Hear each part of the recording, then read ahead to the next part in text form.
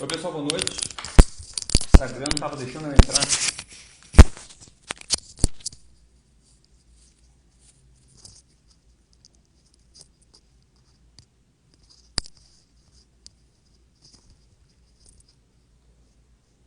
Fala pessoal, boa noite.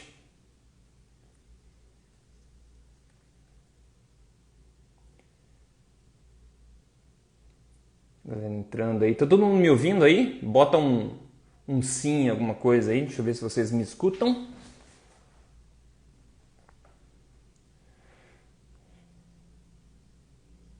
Estão escutando?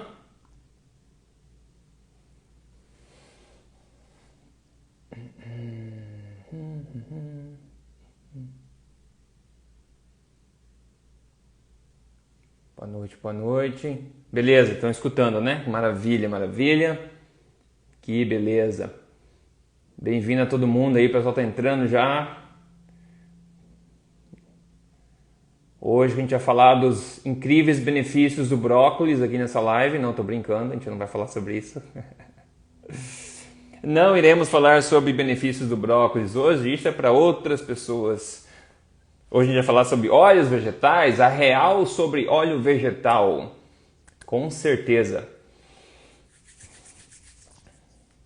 Tá ótimo o áudio, maravilha, muito bom. Maravilha.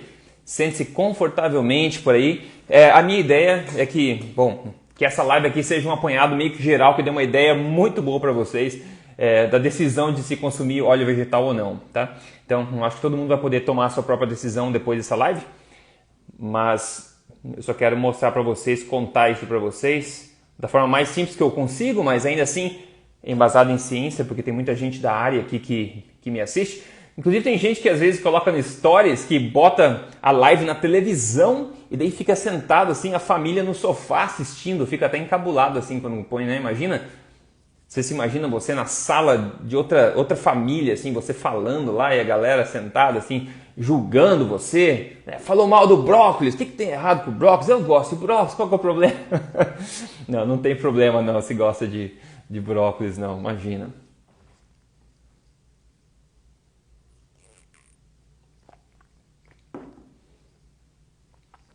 Vou falar do óleo vegetal sim, falar da margarina também. Você deve ter visto que eu fiz uma live recente com o Dudu, o Dudu Halush.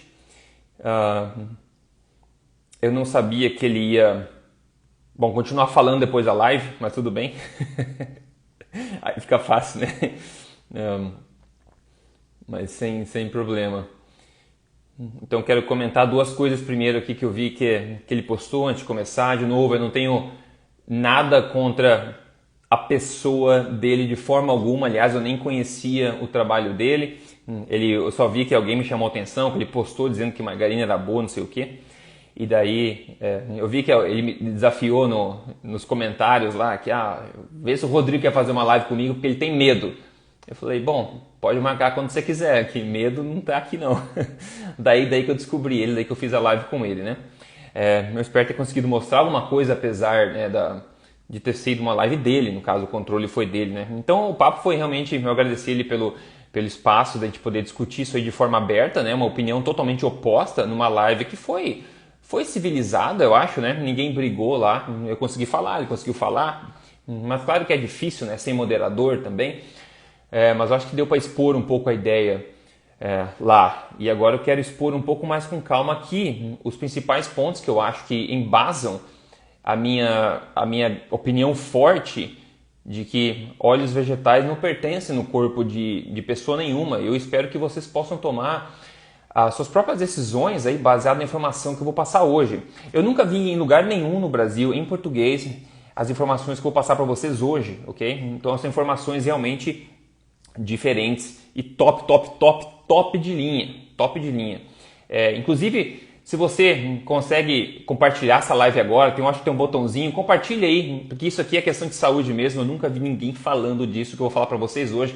Então, o pessoal tá em casa, sei lá, em vez de ver Netflix, mais um seriadinho lá que não vai te ajudar, compartilha aí, a galera entra e vê quem que é esse cara falando de óleo vegetal. Eu vou falar de óleo vegetal, a galera vai poder depois te agradecer se curtiu isso aqui ou não, tá? Então, se você puder avisar, grita pra vizinha na janela, ó, vamos lá, vamos assistir a live do Rodrigo, tá no ar agora. compartilhe aí. Se você puder compartilhar, eu vou agradecer bastante. Maravilha, maravilha. Tem bastante gente já entrando aqui. Hoje a gente vai ter a participação também do cardiologista, o Dr. Túlio, que me mandou um áudio depois de assistir a live comigo e o Dudu. Eu também não conhecia o Dr. Túlio, mas eu fiquei feliz em entrar em contato com ele. Ele está participando do documentário que eu também estou fazendo parte agora sobre óleos vegetais, que vocês talvez tenham visto. Ele vai entrar aqui também na live, na segunda parte da live, onde a gente vai comentar um pouco mais sobre essas coisas. Então o Dr. Túlio vai entrar na segunda parte aqui da live, assim que foi combinado com ele. Primeiro eu quero passar um panorama geral para vocês entenderem do que nós estamos falando aqui, do tamanho do problema que a gente está falando aqui na questão dos óleos vegetais, ok? Então o problema não é pequeno, pessoal, o problema não é pequeno. Óleo vegetal, na minha opinião, talvez seja a coisa mais tóxica que nós, seres humanos, estamos inserindo no nosso corpo hoje, ok? Então tem muita coisa, desde o ganho de peso, como eu falei, até o declínio da saúde, maravilha? Então fiquem espertos com isso aí, eu acho que vocês vão curtir do que eu vou comentar aqui. Primeiro, eu quero comentar então, antes de começar essa live, que tem dois prints que eu peguei só para fechar essa conversa sobre o Dudu, tá? De novo, eu respeito todo e qualquer profissional, não tem problema nenhum. Minha contestação é a respeito da mensagem que alguns deles passam, então jamais é um ataque pessoal de forma alguma, ok? Então eu só realmente gosto de combater falando a língua da ciência, basicamente isso. E eu quero responder a dois comentários aqui que ele colocou, que envolve vocês que estão me assistindo agora também, tá? E é por isso que eu quero comentar, porque envolve vocês, não é só eu não, tudo bem? Deixa eu mostrar para vocês, ver se consigo inverter a tela aqui. Tá, não sei, vocês não vão conseguir ver, mas eu vou ler para vocês, tá? Eu peguei dois prints de pergunta dele lá e eu quero só responder aqui. Responder com calma, porque, enfim, de novo, eu não sabia que ele ia continuar, digamos, falando depois da nossa live. Mas tudo bem, vamos lá. Ele falou então, o pessoal perguntou para ele, pro Dudu, né, o que ele achou da live, falou que foi produtiva e tudo mais. Ele falou que boa parte do público do Rodrigo é muito leiga e do tipo que se apega às crenças sensacionalistas e teoria da conspiração. Vocês são assim? Vocês gostam de coisas sensacionalistas? Vocês são tudo teorista da conspiração, né?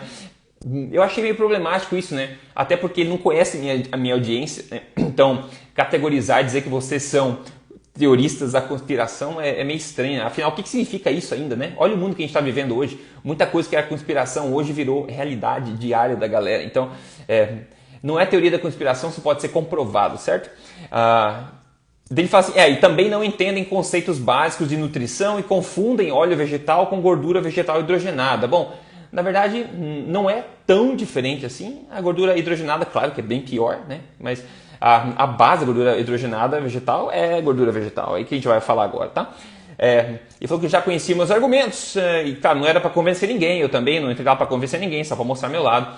E ele acaba dizendo que óleos vegetais não hidrogenados são saudáveis, né? Então ele afirma isso, e é o que defende as maiores organizações de saúde do mundo. Isso é verdade, as maiores organizações do mundo defendem isso de fato. E esse é um problema, na verdade, né? Porque as maiores organizações do mundo também defenderam que gordura fazia mal no passado, né? Hoje em dia já não falo mais isso. Falavam que também ovos eram ruins para você, hoje em dia já não falo mais isso. E mais recentemente, eles vinham falando por décadas que colesterol também era ruim para você, mas agora eles também não estão falando mais isso, certo? Então, se você for esperar as associações assumirem que estavam erradas ou se atualizarem com a ciência, você vai ficar frito aí em óleo vegetal, provavelmente. Então, por isso que eu gosto na ciência, que elas estão anos à frente do que essas associações que têm profundos conflitos de interesse, tá? Essas associações. Tem muita gente boa que trabalha lá, com certeza, imagino, mas tem profundos conflitos de interesse nessas associações. É só ver quem paga, quem financia essas empresas, né? Deixa eu pegar aqui agora. Tá, então essa foi a primeira resposta. A segunda resposta dele aqui que ele falou o seguinte, né? Perguntar para ele com relação a... Bom, faz o seguinte, pessoal, eu vou tirar os comentários agora. Por quê? Porque uma que fica aparecendo para mim e dois que é muito importante que eu falar para vocês a partir de agora. Eu gostaria que vocês focassem aqui, tá? Em breve, na segunda parte dessa live, eu vou chamar o Dr. Túlio, cardiologista, para juntar a conversa comigo aqui e bater um papo, ok? Então deixa eu tirar aqui agora, depois eu ligo de novo, tá, pessoal? É só porque atrapalha ficar passando na tela, eu fico distraído. e daí vocês ficam prestando mais atenção também. Espera aí. Beleza, eu adoro ver o que vocês estão falando, só que me atrapalha um pouquinho. Depois eu vou acionar de novo os comentários, tá bom? Só para vocês focarem aqui. Então, a outra pergunta que o Dudu respondeu foi o seguinte, perguntaram para ele, com relação a óleos vegetais e margarinas, eles são livres de gordura trans? E o que ele respondeu foi, sim. Muito do preconceito sobre margarina é porque antigamente elas eram feitas com gordura trans, gordura vegetal hidrogenada, que é péssima para a saúde, ele fala, né? Então, só para mostrar aqui que ele realmente escreveu isso aqui.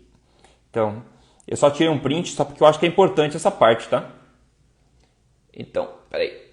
Então ele falou, né, categoricamente que sim, o óleo vegetal não hidrogenado é livre de gordura trans. Então margarina, claro, gordura trans é péssima, a gente sabe, demorou, mas associações eventualmente falaram que era ruim pra gente. Depois a gente ficar consumindo por anos, vieram falar que era ruim, né? Então, um dia eu vou falar que o óleo vegetal é ruim também, mas não você que está me ouvindo aqui, você já vai parar de consumir essa porcaria, né? Então vamos lá. Bom, ao contrário do que ele disse, óleos vegetais não hidrogenados não são livres de gordura trans.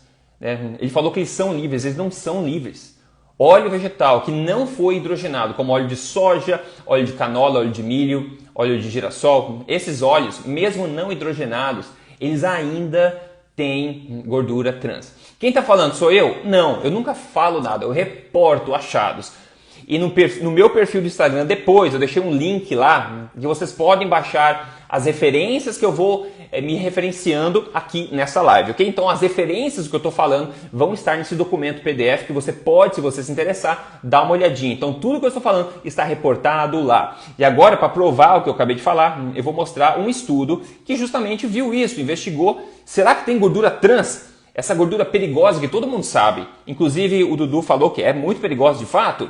Será que existe gordura trans ainda em óleos que não são hidrogenados? Né? Não na margarina, porque a margarina hidrogenada tem, muito óbvio. Mas será que tem gordura trans? Bom, deixa eu pegar aqui no meu documento. Então, acabou que tem, tá? Óleo vegetal, mesmo não hidrogenado, possui gordura trans.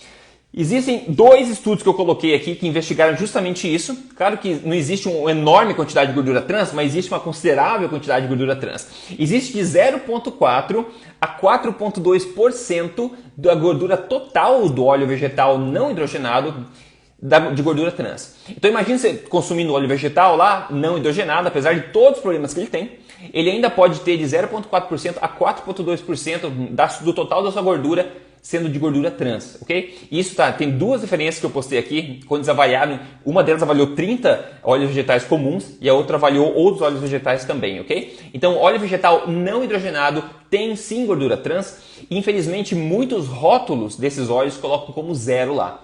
Mas não é 0 se você for investigar aqui. Então é muito melhor focar na ciência do que acreditar até em rótulos às vezes, incrível, né? Então, óleo vegetal não hidrogenado, canola, soja, milho, girassol, contém sim gordura trans. Isso está provado em 2 estudos que eu estou mostrando para vocês aqui. Que eu não mostrei o estudo, mas eu falei, a referência está no meu perfil lá, é só clicar, tem as referências, tem o PDF inteiro lá, ok? Maravilha, então gordura trans está assim, que é um problema grande disso aí. Já para começo de história. Agora vamos lá. Quando a gente fala óleo vegetal, pessoal, o que significa? O nome correto deveria ser óleo de semente, tá? Que óleo vegetal não é óleo de alface, né? É óleo de semente. Óleo de semente de girassol, óleo de milho, óleo de soja, né? Óleo de canola, que é rapeseed, né? Canola significa Canadian oil, né? É óleo canadense, mas é uma semente, é rapeseed o nome. Então esses óleos que a gente consome são óleos vegetais, na verdade são óleos de semente. Então a gente extrai óleo de dentro da semente. Qual é a parte da planta que a planta quer que você não coma?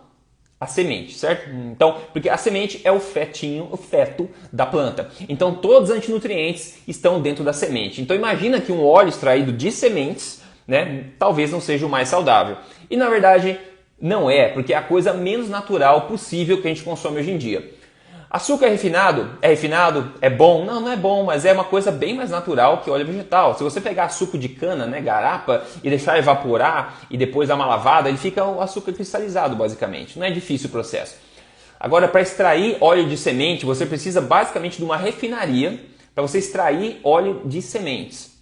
Então, no mundo natural, seria impossível você ter acesso a uma quantidade nem comparável, né, ao que a gente consome hoje de óleos vegetais. Seria muito difícil, seria impossível, não muito difícil, impossível, né? E um dos ácidos graxos, o mais abundante dentro de óleos vegetais, a gente chama de ácido linoleico. Ácido linoleico, que está presente de forma generosa dentro das sementes.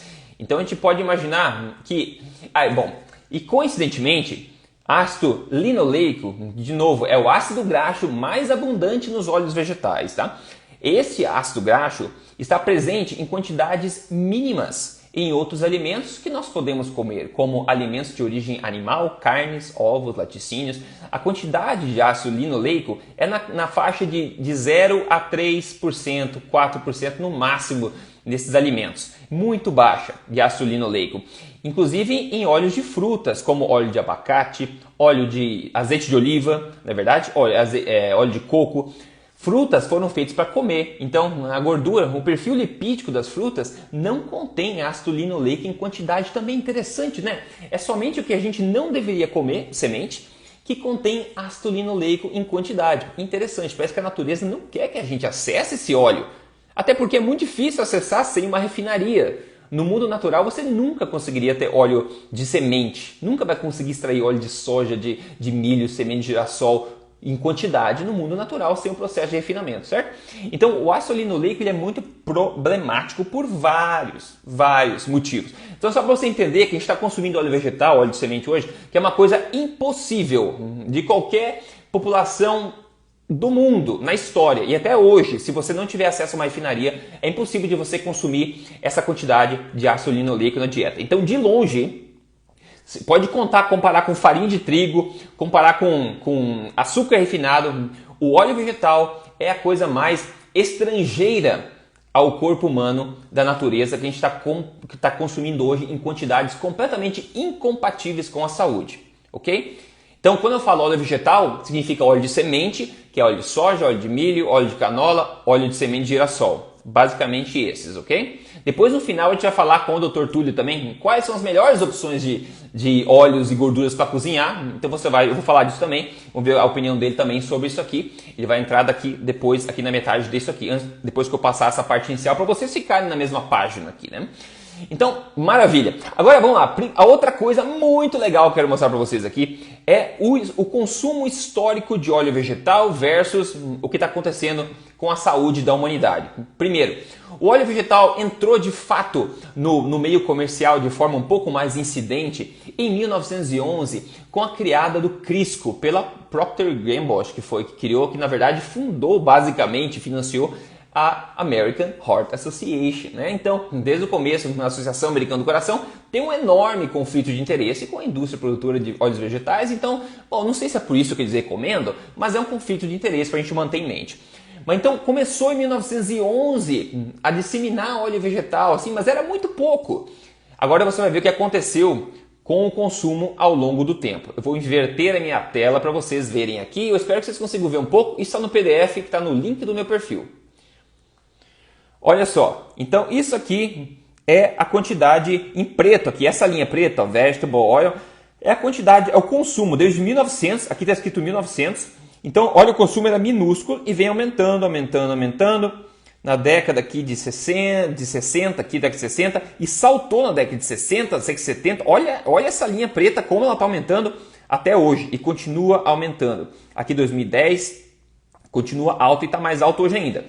Então, essa é a linha preta dos óleos vegetais. Essa linha vermelha, olha só, essa é a linha vermelha de mortalidade por doenças cardíacas. Perceba o paralelo aqui, ó. Era muito baixo, né? Os dois começaram lá embaixo, ó. Os dois, morte por doença cardíaca e óleos vegetais lá embaixo. Coincidentemente ou não, com o aumento dos óleos vegetais, você começou a ver um aumento paralelo aqui das mortes por doenças cardíacas, né? Então, os dois subiram até atenuar por volta aqui da década de 80, 90, por aqui, atingiu um pico. E aqui, claro, a medicina evoluiu, procedimentos cardíacos evoluíram, então as pessoas tendem a morrer menos de ataque cardíaco, só que tem maior prevalência de ataque cardíaco. Assim, muita gente tem doença cardíaca, mas menos gente aqui está morrendo, então parou de subir. Só que agora começou a subir de novo, ó. Então caiu um pouco, por causa dessa tecnologia toda, está começando mesmo assim a subir novamente aqui. Isso é dados de 2020, tá? Começando a subir novamente. E são dados direto do USDA e também da Associação Americana do Coração. Então está começando a subir novamente. Então, quando a gente fala, nossa, mas estabilizou a mortalidade, estabilizou num nível incrivelmente alto, tá? Então isso não é boa notícia não, e péssima notícia que está aumentando de novo. Agora, note a terceira linha. Essa linha é da gordura saturada. Perceba que ao longo das décadas ela se manteve basicamente estável aqui, certo? Como é possível que um consumo de gordura saturada que se manteve basicamente estável ao longo das décadas tenha causado um aumento súbito de doença cardíaca? Se você olha esse gráfico, você acha que o que causou essa linha vermelha a subir é a gordura saturada, que basicamente não mudou, ou será o óleo vegetal ou alguma outra variável, certo? Agora, maravilha. Então a doença cardíaca atingiu um nível alto, é a que mais mata no mundo hoje, é a primeira causa de morte, e está começando a subir de novo. Agora, o que não abaixou foi, por exemplo, a obesidade, que continua subindo, apesar do consumo de açúcar ter caído ao longo das décadas, continua subindo a obesidade. Então talvez o açúcar não seja a causa única da obesidade, né? O que será que pode ser? O que continua subindo? Bom, óleo vegetal continua subindo. Deixa eu ver se eu consigo achar aqui outras. Aqui doença cardíaca, que eu já falei. Aqui tem o câncer. Câncer não parou de crescer. O câncer continua subindo. Interessante. Diabetes. Diabetes continua subindo. Não desceu nenhuma vez. A obesidade, como eu já falei, continua subindo também.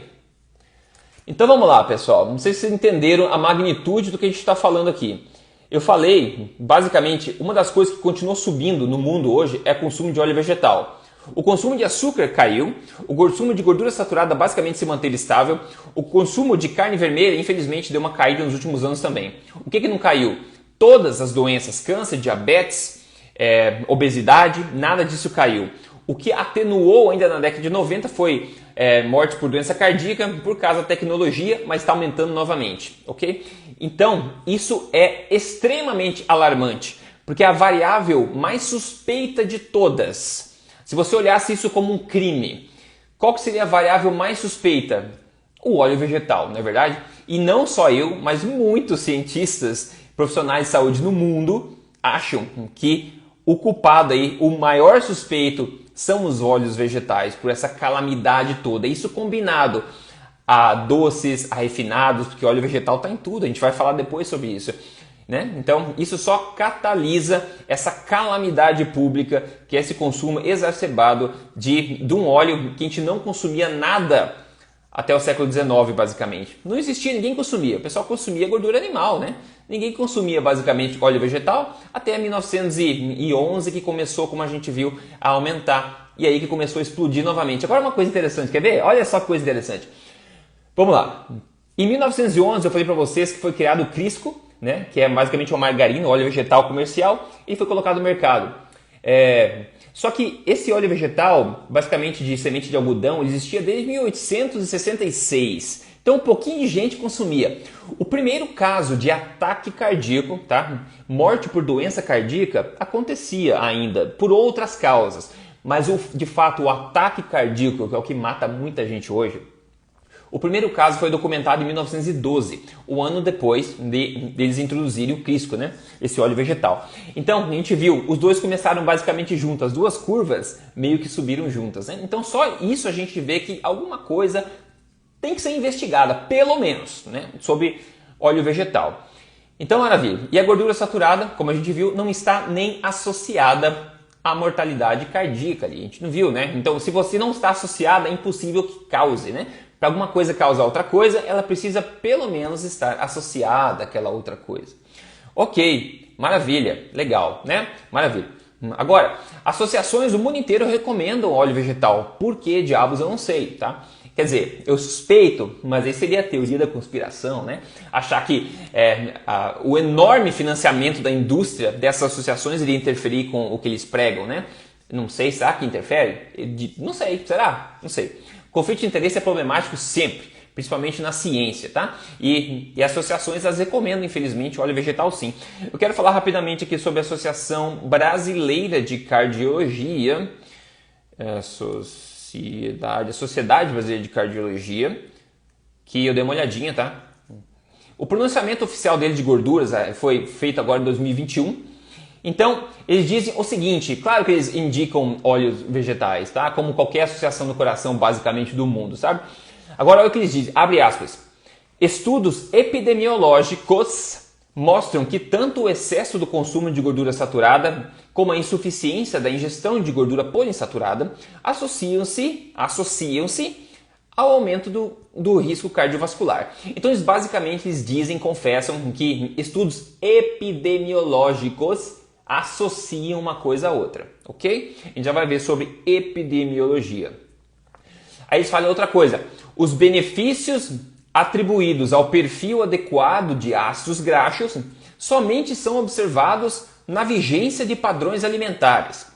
Então eles basicamente estão dizendo que qualquer benefício atribuído aí a qualquer ácido graxo, poliinsaturado, etc., só são observados dependendo do padrão alimentar, ou seja, dependendo do contexto onde estão inseridos. Então, basicamente, está muito mole essa conversa. Primeiro, estudos epidemiológicos mostram associações, como eles bem falaram, tá? Não mostra causa e efeito, ok? E depois, os benefícios todos talvez não mude, né? Talvez não seja nem benéfico, depende do padrão alimentar em que ele está inserido, né? Depende. Faltou força nessa mensagem. E esse é um ponto, pessoal, um ponto chave aqui, porque epidemiologia é quase um câncer dentro da nutrição isso aí. Porque epidemiologia é a única coisa que permite que você veja nas revistas que manteiga faz bem, na semana que vem manteiga faz mal, ou faz bem, ou não faz mal, depois bem de novo, faz mal. A única forma de você ter essa contradição é com o uso de epidemiologia, que tem o seu lugar quando bem analisado, quando bem feito, analisado no contexto, nos seus limites, no escopo dos seus limites. Só que a epidemiologia é uma arma utilizada pelo pessoal para achar o que eles querem achar. É fácil achar qualquer correlação, qualquer associação utilizando-se de epidemiologia. A boa notícia é que nós temos ensaios clínicos randomizados, não só epidemiologia, para a gente tirar as conclusões a respeito de óleos vegetais. Então, toda vez que você lê por aí uma coisa está associada a outra, isso pode ser por N fatores. Um dos fatores que às vezes, não sempre, às vezes a gordura saturada, pessoas que mais disseram comer gordura saturada têm maior risco de morrer de doença cardíaca. Isso pode ser por vários fatores, tá? Então as pessoas podem ver, uma gordura saturada, por quê? Porque ela está comendo um steak, um bife com legumes, tem gordura saturada. Ou talvez essa pessoa está comendo, desculpa, um hambúrguer com fritas e coca, né? Então ela está comendo bastante gordura saturada, mas é de dentro de um hambúrguer que vem numa fritas. Você sabe se foi hambúrguer frito? Não, você não sabe. Uma coisa sendo associada a outra. Se você é uma pessoa hoje em dia que come bastante gordura saturada, que você come, sei lá por quê, né? Você basicamente, provavelmente, vai ter uma outra série de hábitos na sua alimentação, de exercícios físicos, estilo de vida, que não são condizentes com a saúde. Por quê? Porque todo mundo sabe que gordura saturada faz mal. Então, se você come um monte dela, como população geral, você provavelmente não está nem aí para essas diretrizes. Então, provavelmente você tem hábitos que não são muito condizentes com a saúde. E esse é o viés da pessoa saudável que a gente chama, é viés da pessoa saudável. Então, o fato de uma coisa estar associada com a outra não significa que essa coisa causa outra coisa. Por exemplo, você sabia que ataques de tubarão estão associados fortemente com o consumo de sorvete? Pois é, né? Então, quer dizer, quanto mais sorvete eu como, mais chance eu tenho de ser atacado por tubarão? Não, uma coisa está associada à outra. Por que o sorvete está associado ao ataque de tubarão? Quando as pessoas comem mais sorvete no ano? No verão, quando elas estão provavelmente na praia, né? Então tem mais gente surfando, mais gente tomando banho de mar, mais consumo de sorvete. Então é razoável que uma coisa esteja associada à outra. Mas não quer dizer que o sorvete cause você levar uma mordida na bunda de tubarão, entendeu? Então esse é um exemplo simples de entender, é ridículo e é a mesma coisa que acontece quando você associa gordura saturada ou qualquer outro hábito assim nessas coortes gigantescas de pessoas e acaba dizendo que uma coisa causa a outra. Isso não é verdade. Outro ponto que o pessoal fala dos óleos vegetais que é muito bom para você porque ele abaixa o colesterol. Óleo vegetal reduz o colesterol. Isso é verdade. O óleo vegetal ele reduz o colesterol. Só que o que pouca gente sabe, pessoal, é que quem tem LDL, principalmente o colesterol ruim, quem tem um LDL baixo, morre mais. Oh, meu Deus, peraí, como assim, Rodrigo? Sabe o que eles pedem sempre? Olha, esse LDL tá alto, né? O médico fala, né? Tem que tomar uma estatina, tem que melhorar, porque o teu LDL tá alto, né? Tem que abaixar esse LDL, tomar um óleo vegetal em vez de comer manteiga. Ele não está te dizendo que quem tem LDL baixo morre mais. Tem vários estudos vários. Em idosos, né? A performance cognitiva do idoso está relacionada também ao LDL. Os idosos que têm o menor LDL tendem a ter a pior performance cognitiva, de memória, por exemplo, também, né? Eu quero mostrar para vocês aqui agora sobre o colesterol. Tem 2 estudos bem interessantes, né, para levantar essa hipótese. Então, para que você vai querer abaixar o seu LDL se isso causa mais risco para você?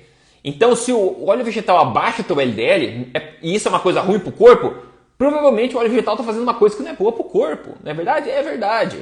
Agora, de novo, todos os estudos que eu vou falar para vocês aqui estão lá no PDF que eu coloquei no meu link do perfil aqui de Instagram. Todas as referências estão lá. Não acredite em mim, eu só estou reportando as evidências de uma forma, eu espero, organizada para vocês, tá? Um grande estudo, pessoal, olha só, publicado em nada menos do que o jornal da própria Associação Americana do Coração, ok? Foram 2,1 milhões de pessoas avaliadas. O que eles viram? Quem tem menor colesterol morre mais. O que eles falaram aqui? Ó? Colesterol LDL de menos de 120 miligramas por decilitro, né? O LDL de menor de 120, foi associado a maior mortalidade total e a maior mortalidade por doença cardiovascular. Caramba, por que o médico pede para você abaixar o LDL então, se as pessoas com LDL baixo morrem mais? Outro ponto, eles falam, no entanto, o alto colesterol maior que 200 foi associado a menor risco de mortalidade. Mas que interessante. Interessante, né? Muito interessante. Um outro estudo que também está no documento que eu falei para vocês é o seguinte. Muito bom. Eles pegaram 541 hospitais e daí pegaram a ficha de entrada das pessoas. Então, de todo mundo que entrou nesses 541 hospitais, que entraram tendo um evento cardíaco. Então, a pessoa acabou de ter um evento cardíaco, ela deu admissão no hospital. Daí eles pegaram depois, pegaram 140 mil dessas fichas. 140 mil pessoas dessas e foram ver o colesterol dessas pessoas que entraram no hospital com um evento cardíaco. Beleza? Então, o estudo fala, quase metade dessas pessoas que entraram no hospital com um evento cardíaco tinham o LDL abaixo de 100. Meu Deus do céu, pessoal. Meu Deus do céu, tá? Isso é uma evidência que grita e berra, tá? Então, se você acha que o óleo vegetal é bom porque ele abaixa o colesterol, meu amigo, o LDL baixo está fortemente associado a maior risco de morte e maior risco também de mortalidade por doença cardiovascular. Então, para que você vai querer abaixar o teu LDL? Essa é uma pergunta válida a se fazer respeitosamente ao seu médico, caso ele coloque o dedinho dele no LDL assim. Porque um LDL alto, fora de um contexto, se todos os seus números estiverem extrapolados, tudo errado, você está doente, aí tem que avaliar de melhor forma. Agora, muita gente tem todos os números bons e o LDL está alto, o médico vai lá, esse LDL está alto. Seu médico, você sabia que pessoas com LDL mais alto morrem menos? Tem melhor performance cognitiva quando são idosos e pessoas que têm LDL baixo morrem mais? Pois é, eu sei disso e não sou nem médico. Eu não sou médico, eu não sou nutricionista, eu não sou nutrólogo. O que eu sou é um crica. Eu sou um crica, um cético que há 11 anos pesquisa direto nos jornais a ciência internacional. E o meu background, que é na área de exatas, me dá uma capacidade analítica muito grande. Por isso que eu sou crica. Porque eu vejo qualquer inconsistência cognitiva, qualquer inconsistência lógica nessas coisas. Então, para mim é muito fácil pegar onde os estudos pecam e ser bastante crítico nessa análise. Ok? Basicamente por isso. Então, o LDL baixo é péssimo. O meu trabalho é de fazer essa pesquisa para vocês, para mim também, porque eu estou interessado em ser o mais saudável, mais forte que eu posso, e reportar isso para as pessoas que estão prontas para receber essa informação. É isso. Eu não prescrevo dieta, não sou nutricionista, eu não faço consulta, não sou médico. Meu trabalho é informar baseado em evidência e construir modelos e programas que informam de forma estruturada, com métodos, sempre com evidência. Não sou eu que falo para você, é a evidência através de mim, ok? Maravilha. Todas as evidências, de novo, estão no meu link do perfil. Lá tem um link que eu deixar lá temporariamente com todas as evidências num PDF que você pode ver para quem é curioso e quer dar uma olhadinha. Deixa eu ver o próximo passo aqui. Ah, tá. Tem mais um passo aqui antes de eu chamar o Dr. Túlio aqui para participar. Cardiologista. É raro achar um cardiologista que sabe dessas coisas, mas existe. Você precisa garimpar para achar um cardiologista supimpa para te ajudar, ok? E o Dr. Túlio vai entrar nele, eu acredito que é um desses, tá? Então vamos lá, o que eu falei para vocês? A Sociedade Brasileira de Cardiologia fala que estudos epidemiológicos associam gordura saturada a maior risco e óleos vegetais a menor risco, ok? A Associação Americana do Coração fala a mesma coisa. Uma coisa está associada à outra. E eu perguntar para vocês, e se eles tivessem feito um estudo da seguinte forma? Um estudo onde eles pegassem um grupo de pessoas e a única coisa que eles mudassem nesse grupo de pessoas fosse exatamente o que a gente quer saber. Vem cá, vocês pegassem, ó, pessoal, continuem fazendo a mesma coisa que vocês estão fazendo. Vamos fazer só o seguinte, sem essas pessoas saberem, tá? Vamos pegar dois grupos de pessoas. Sem elas saberem, vamos deixar um grupo continuar comendo manteiga, creme, gordura animal, laticínios, normal, gordura saturada. Deixa eles comendo assim. O outro grupo, nós vamos mudar tudo para margarina. Ok? Margarina, na verdade não é margarina, é óleo de milho nesse estudo. Que é basicamente eles conseguiram deixar cortado igual manteiga para o pessoal se enganar. Enfim, de uma forma completamente transparente, eles pegaram um grupo, deixaram comendo gordura saturada, e outro grupo eles colocaram gordura vegetal, que é justamente o que a gente está falando aqui agora. Não é margarina não, tá? É óleo de milho, ok? Então isso que eles fizeram, óleo de milho. Então eles testaram exatamente isso que a gente está discutindo aqui. A única variável que eles mudaram foi essa. E esse foi um estudo, pessoal, que nunca seria permitido ser executado hoje. O comitê de ética nunca iria permitir hoje em dia. Por quê? Porque eles pegaram 7 centros, né, de hospitais mentais, digamos, para tratar pessoas com problemas mentais. Pegaram 7 centros. Eles tinham total e completo controle sobre a alimentação dessas pessoas.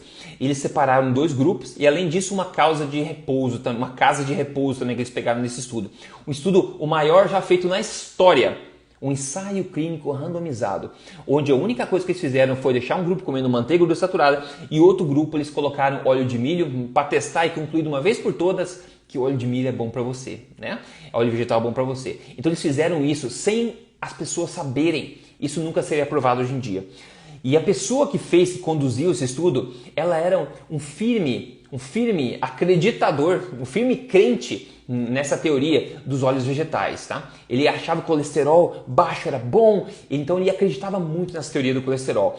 Ele fez esse estudo que durou até 5 anos, tá? Um ensaio clínico randomizado, com quase 10 mil pessoas. Daí ele viu o resultado, quando ele foi analisar o resultado disso, ele coçou a cabeça, Dr. Franz, coçou a cabeça e falou, cascalhos, eu devo estar errando em alguma coisa aqui na análise, porque não está batendo. O que aconteceu? Ele botou esses papéis num baú, botou e colocou no porão da casa dele.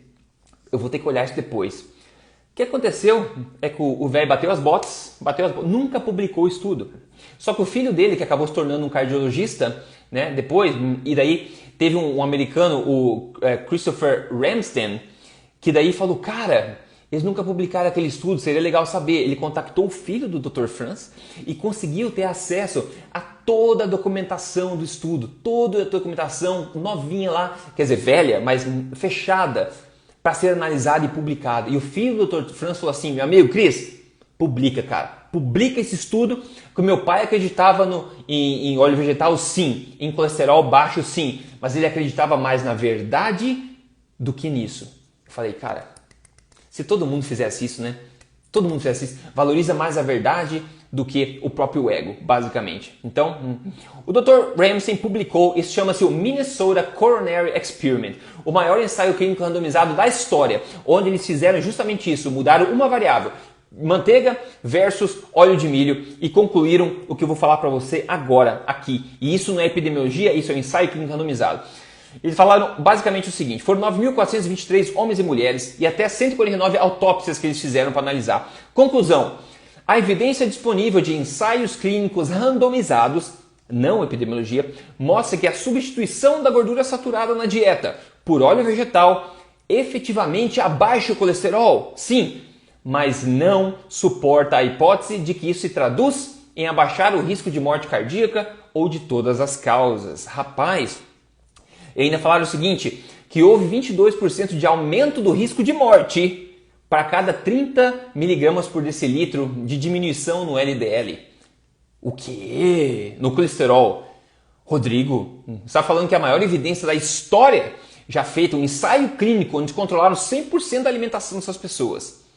Falou que as pessoas tinham 22% mais de risco de morte a cada 30 pontos de colesterol que diminuía. Exatamente. Eles falaram exatamente que foi o oposto que eles acreditavam. Você substituir manteiga por óleo vegetal faz você ter maior risco de morte. Dá para entender porque nunca foi publicado isso, né? Mas agora foi publicado. E eu vou te falar, não foi o único estudo, não. Não foi o único. A gente tem um outro ensaio clínico randomizado, pouco conhecido, chamado de Sydney Diet Heart Study. Olha que interessante. Parecido com esse outro, eles fizeram um ensaio que foi publicado no British Medical Journal, tá? O outro também, se não me engano, foi no British Medical Journal, também em 2016 publicado. Esse publicado em 2013. Eles foram conduzidos lá na década de 70 ainda, porque hoje não seria ético fazer, né? Não seria ético. Então eles fizeram, isso aqui é ouro, ciência pra gente, ouro. Então eles fizeram o seguinte aqui, ó. No Sydney, eles pegaram 500 pessoas que já tiveram um evento cardíaco, essas 500 pessoas já tiveram um evento cardíaco. Eles queriam saber se substituir gordura vegetal para essas pessoas se ia prevenir de elas terem um segundo evento cardíaco. Então eles fizeram justamente isso. Queriam saber a influência do tipo de gordura na prevenção de um próximo evento ou morte. Então, metade das pessoas substituiu gordura saturada por óleos vegetais e a outra metade seguiu comendo a manteiguinha deliciosa delas. Ok? Conclusão, abre aspas.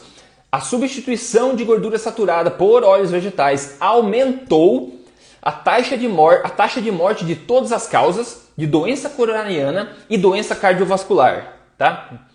Esses achados poderiam ter implicações importantes nas diretrizes globais que pregam a substituição da gordura saturada por gorduras poliinsaturadas. Tá lá. Não tem como negar, pessoal. Isso é uma bomba gigantesca.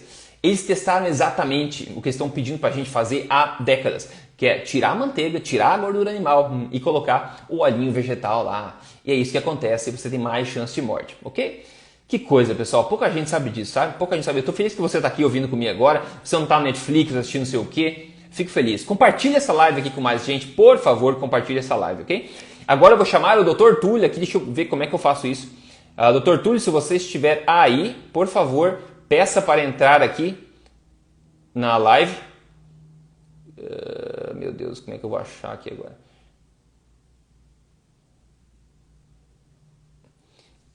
Que devo continuar com uns assuntos bacanas. Dr. Túlio é cardiologista.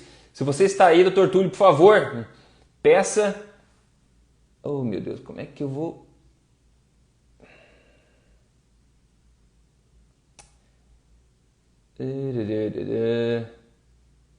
Não, eu não estou vendo o pedido dele aqui. Talvez se você sair e entrar de novo, assumindo que você está aí, né? Ah, já solicitou? Talvez você quer tentar sair e entrar de novo e pedir de novo. Tá aparecendo para mim aqui, tem muita gente... Ah, cara, não sei como é que eu peço. Deixa eu ver se consigo clicar no teu nome. Ah, deu. Fica aí.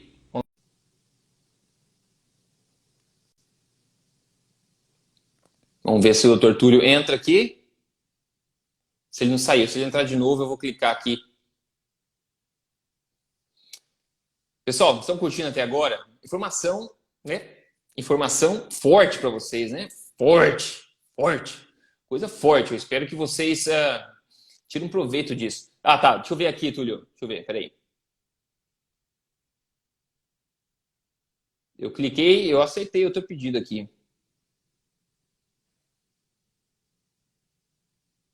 Será que tá abrindo? Eu não. Pô, caramba, isso aqui, cara. Eu cliquei e aceitei o teu, viu? O Instagram não tava deixando eu entrar ao vivo antes. Não sei se tá bugado.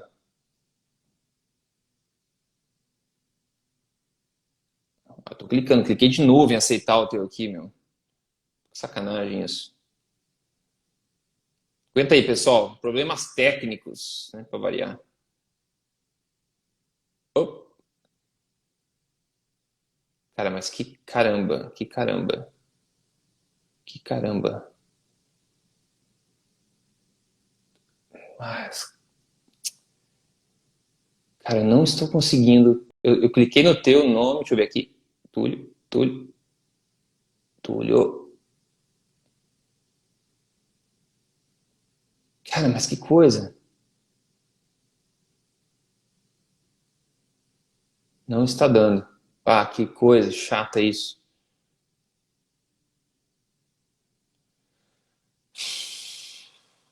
Que chato, que chato. Pessoal, tenha uma paciência aí. Eu tô sem piadas no momento. Enquanto a gente resolve esse problema, se o Instagram deixar o adicional do Dr. Túlio aqui, seria interessante.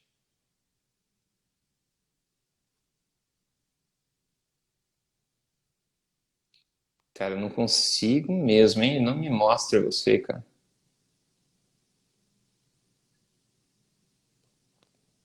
Opa, vamos ver se vai dar agora. Eu cliquei de outra forma agora para aceitar você.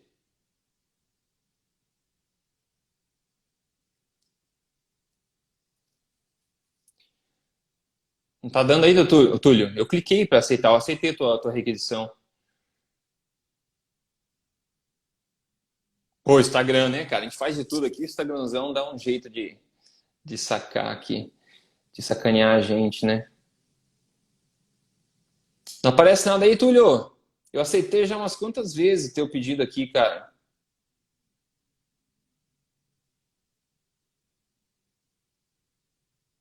Será que eu consigo?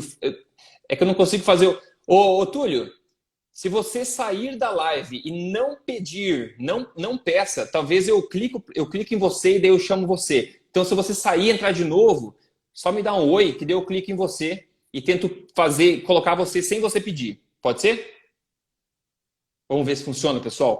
Vamos torcer aí, ó. Vamos torcer para funcionar. Enquanto isso, fazer uma propaganda do livro. Meu livro, quem não tem o livro ainda, compra. Tem mais, eu vi hoje, tem 1.140 e quarenta e poucas avaliações positivas lá na Amazon. Obrigado, pessoal. Vamos, Túlio, vamos ver se você consegue sair e entrar de novo, que eu chamo você.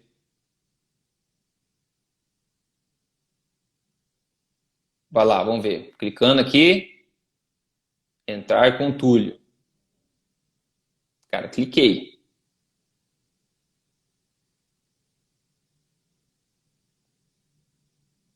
Aí, eu tá como eu convidei você aqui no meu. Tá, peraí, eu vou tentar convidar aqui manualmente. Vamos ver. Cliquei.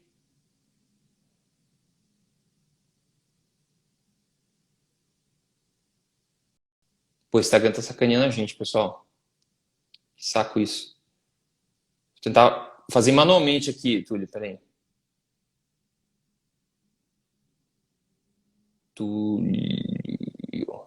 Ó, vou lá manualmente. Mandar pedido. Vê se você recebe aí. Eu mandei um pedido aqui. Pois, Oh, pô, aleluia, até que irmão. Pô, que sacanagem. Nunca aconteceu isso antes. pô, mas tá bom, pelo menos deu certo, cara. Achei que não ia Pô, rolar, que não, porque dá uns sacanagem. bugs esquisitos pra caramba. Muito. Então, assim, Fala, cara. Rodrigo, primeira coisa, cara, te agradecer de verdade. Eu te falei isso no privado, eu sou teu fã, cara, por vários motivos, tá? Não, de verdade mesmo. E é sem falsa modéstia nenhuma, que quem me conhece sabe que eu não fico rasgando cedo. Você é um cara que muda a conduta de muitos profissionais de saúde. Você não faz nem ideia de quantos profissionais de saúde você abre os olhos das pessoas. E eu venho escutando podcast seu com Souto, cara, ó, há muito, muito tempo. E desde a época que eu era um cara extremamente crítico, cego. E quem é meu seguidor sabe disso. Eu sou um dos cardiologistas, assim, a minha formação é extremamente, assim, mas tradicional ao extremo, sabe? Eu fiz Aham. uma residência de cardiologia no Dante Pazzanese, que é o maior instituto de cardiologia da América Latina. E a minha formação é assim, ó, cega. E quando a gente começa a tentar sair fora da caixinha, né, que eu falo isso, são poucos lugares que a gente pode confiar. E você é um dos caras, cara, que junto com o Souto, assim, pô, eu pago pau mesmo. Então, Você não tem ideia da honra que é poder estar aqui falando contigo agora nesse momento, Pô, cara. cara, Obrigado de verdade, tá? obrigado Parabéns pelo seu demais. trabalho. Parabéns mesmo, de verdade. Obrigado mesmo. Vamos lá. Olha só, primeira Obrigado coisa, mesmo. então, e outro parabéns que eu vou te dar também, rasgando cedo, mas porque vale a pena. Você é um cara muito educado, cara. Porque se um cara estivesse fazendo uma live comigo e começasse a fazer assim, ó, Ah. e com aquele olhar de raiva assim, meio torto, cara, eu juro por Deus, eu já tinha mandado a merda sair há muito tempo. De verdade pra você. Então, assim, ó, a primeira coisa que eu queria só falar um pouquinho dessa live tua, eu já vi que você falou um monte de coisa, mas tem uma coisa que eu quero falar que você não comentou, Ó, tem que é várias coisas justamente ainda. sobre uma meta-análise que ele falou contigo, de Boa. 2010, de estudos randomizados, que não sei o que, não sei o que, não sei o que, que ele falou assim, você não conhece outros Sim. trabalhos, que não sei o que, você não sabe ler, né? Eu queria só chamar a atenção para uma coisa, cara, você me permite aqui rapidinho, eu tô com esse Claro, traje que ele claro, falou claro. agora aqui, e eu vou virar aqui rapidinho para o pessoal poder ver também. Olha só. Quebra o pau, Primeira Túlio. coisa, você veio com níveis de evidência bem alto para ele, e ele trouxe uma publicação numa revista que chama PLOS Medicine. Bom, se a gente pega uma meta-análise dessa, que teoricamente é uma meta-análise que todo mundo gostaria de ler, sobre gordura saturada e ácido gráfico poliinsaturado, para mim deveria ser publicado numa revista melhor. Já começa por aí. Aí eu fui ver o porquê que ela não foi publicada numa revista melhor, cara. E aí eu cheguei a uma conclusão boa, que eu acho que é fácil de entender, qualquer pessoa entender. Ó. Primeira coisa, foram 8 estudos randomizados que foram selecionados. E aqui, nesse gráfico, você vai ver nitidamente que o Minnesota está aqui entre eles, ó. O Aham. Minnesota está aqui. E ele é o único estudo que foi a favor da gordura saturada nesse estudo Uhum. de RCTs. Só que olha que engraçado, o autor ele coloca pesos para os estudos. Caramba, meu. E o peso do É. Minnesota é de 18%. Aham. Agora, quando você vai ver aqui, ó, o número de participantes, repare que o Minnesota é o único que tem 9.000 participantes. O resto é 900, 300, 400, 400, 500. E nada explica um peso diferente desse na hora que você vai fazer uma avaliação de um RCT, né, de uma meta-análise. Então, assim, já começa a quebrar um pouco ali, porque parece que quem não sabe muito ler artigo científico não é bem você, né? Mas, enfim, como você disse, vamos respeitar todo mundo, né? Eu acho que a vida é essa aí, temos que respeitar todo mundo mesmo. Tá de parabéns. Eu acho Então, que vamos lá, sim. cara. Eu acho que sim. Vamos Primeiro, lá. tem algumas coisas que tem para falar contigo, mas a primeira eu quero mostrar eu queria chamar você antes disso. Eu não sei se você já viu sobre isso ou não. É uma coisa. Eu nunca vi ninguém falar isso em português, tá? É uma relação forte entre o consumo de óleos vegetais com a produção de energia a nível da mitocôndria no corpo. Então, vamos só lembrar, porque eu sempre gosto de falar para o pessoal. Então, a gente fala de coisas complicadas, a gente sabe que tem pessoas como você, profissionais, assistindo aqui, mas também tem pessoas que simplesmente querem tirar uma dica para melhorar a saúde, uma forma fácil. Então, eu tento sempre falar de coisas complicadas de uma forma fácil. Então, pessoal, a mitocôndria é o que a gente tem no corpo que produz energia, produz o ATP lá. Então, a nossa indústria, digamos, de energia, nossa powerhouse, a nossa indústria de usina de produção de energia no corpo, ok? Então, se tem um problema nessas mitocôndrias, que nós temos bilhões, trilhões no corpo, se é um problema aí, significa que o teu corpo não consegue produzir energia da mesma forma. Então, qualquer coisa que impacte as mitocôndrias vai impactar a tua disposição, a sua, né, enfim, a forma como você se sente, a energia que você tem no dia a dia. E tem estudos muito interessantes, porque a gente estava falando a respeito, até falei com o Dudu, que existem mecanismos aí mostrando que existe potencialmente um grande problema entre consumir óleos vegetais e promoção do ganho de peso ou até de gula e dificuldade no emagrecimento. E tem um estudo muito bacana que fizeram o quê? Eles pegaram os ácidos graxos, porque, pessoal, gorduras, tá? É um termo geral. A gente tem gordura poliinsaturada, gordura saturada.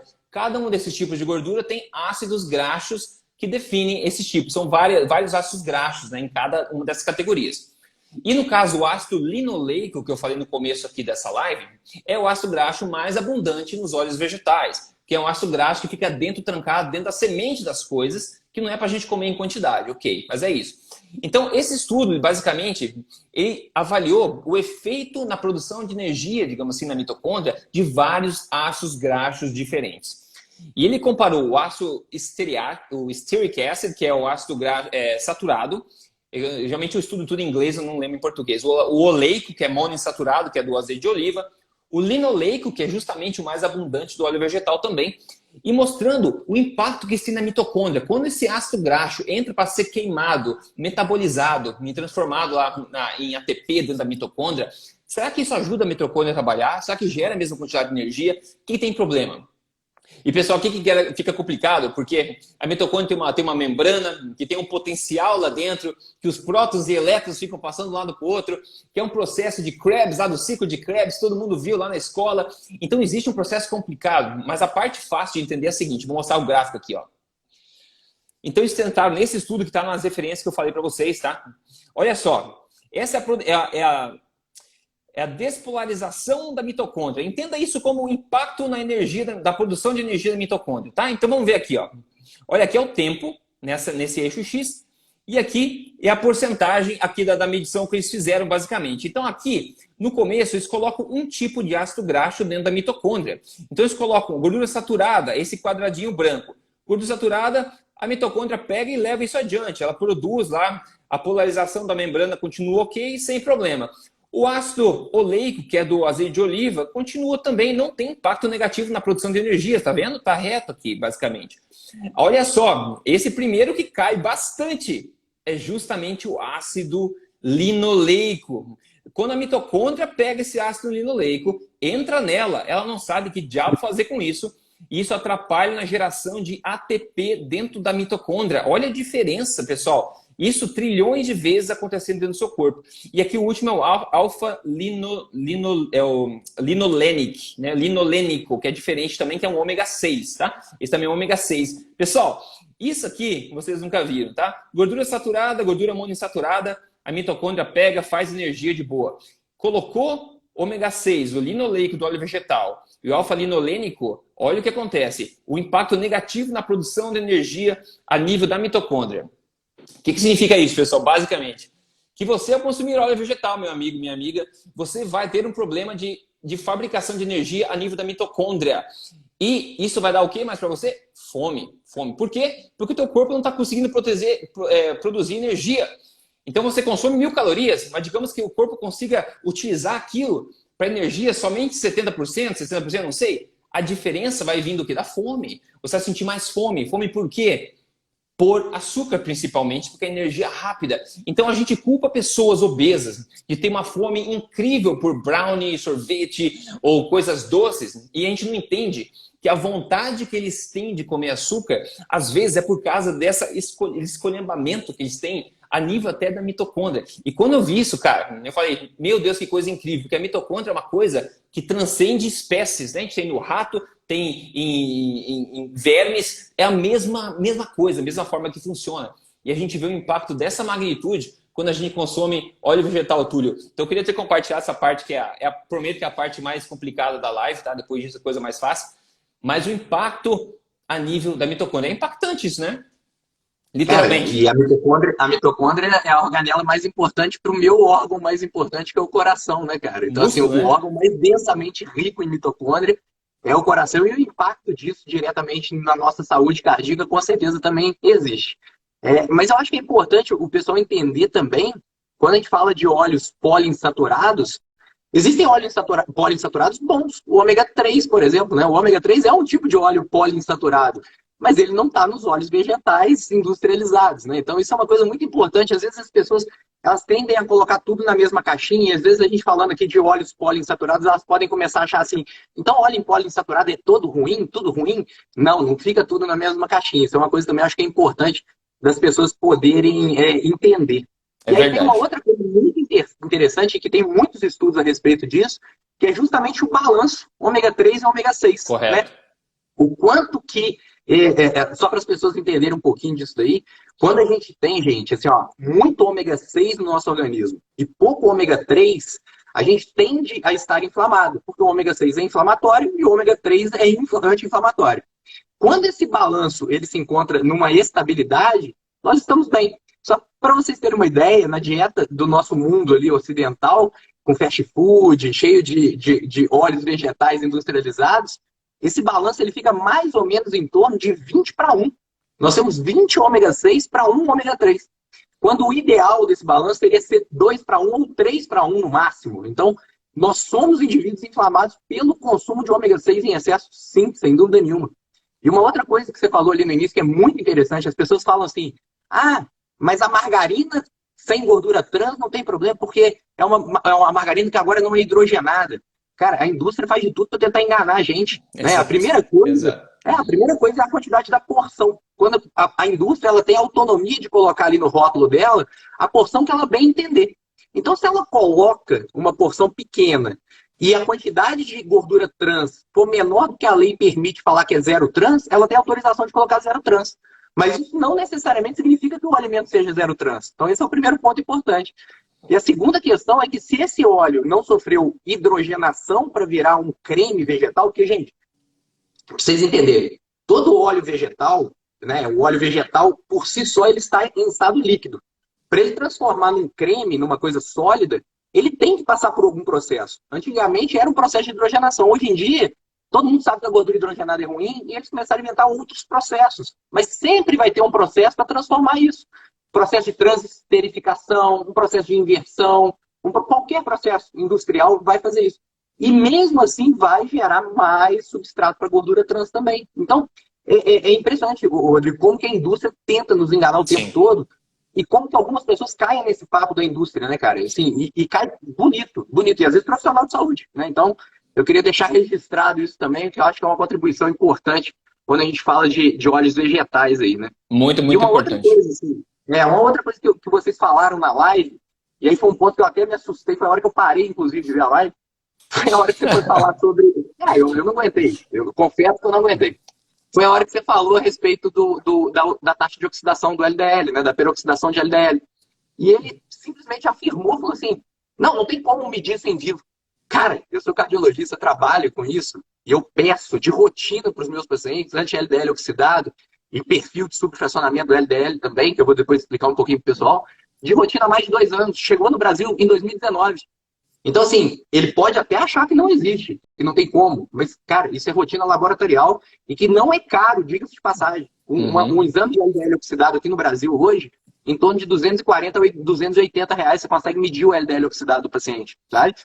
Fora é mais barato, né? Fora, sem dúvida nenhuma, é mais acessível. E aí, a gente conseguindo dosar essa taxa de oxidação, só para o pessoal poder entender um pouquinho do que é isso, né? Quando o Rodrigo fala a questão do LDL, e às vezes o LDL não fazer mal, eu concordo plenamente com ele. Por quê? Nem todo LDL faz mal. O LDL que efetivamente faz mal, gente, a gente chama de SDLDL, que é o Small and Dense, pequeno e denso. O LDL pequeno e denso. Esse LDL pequeno e denso, ele é pequenininho e ele tem uma capacidade muito grande de penetrar no teu endotélio vascular. Só para vocês entenderem o que é isso, tá? Quando a pessoa tem uma placa de gordura, ô Rodrigo, se eu estiver falando muito, cara, eu sou meio verborrágico. Tá ótimo, tá ótimo. Manda ver. Quando a pessoa tem a placa de ateroma, a placa de gordura, que o pessoal fala, todo mundo imagina um encanamento que essa placa está na luz do vaso, né? Que ela está entupindo o vaso e que ela está grudada na parede desse vaso, entupindo o vaso. Quando não é isso que acontece. Imaginem vocês assim um cano de PVC, tá? A placa de gordura, ela fica dentro do plástico, no PVC, no própria camada mesmo do endotélio vascular, dentro do endotélio vascular. Então, para ela começar a se formar ali, ela precisa penetrar ali dentro. E para penetrar ali dentro, ela tem que ter uma capacidade de penetração alta. E aí vem essa questão do colesterol pequeno e denso. Porque esse colesterol pequeno e denso, por ele ter realmente um tamanho menorzinho, ele consegue penetrar mais facilmente no endotélio vascular. E esse LDL pequeno e denso, ele tem uma outra característica que é muito importante, que ele tem pouca vitamina E dentro dele. E a vitamina E é um potente antioxidante para o colesterol. Então, quando esse colesterol tem pouca vitamina E e ele penetra ali dentro, aí sim ele é facilmente oxidado dentro do endotélio vascular e aí ele começa a promoção, né, de inflamação local e a formação da placa de ateroma. Não, mais perfeito. Né, para ele poder entrar e penetrar, tem que ter o que a gente chama de líquido vascular. Eu chamo de líquido vascular porque eu não consigo achar um outro nome melhor do que esse. Igual tem o liquigante, né, no intestino, daquelas células que vão se separando, na nossa camada endotelial é a mesma coisa que acontece. E o que causa essa separação é justamente estresse oxidativo, inflamação, que é a base do que a gente estava falando aqui, glicação, que é um outro problema que está diretamente relacionado com o consumo de óleos vegetais e também de carboidratos simples refinados.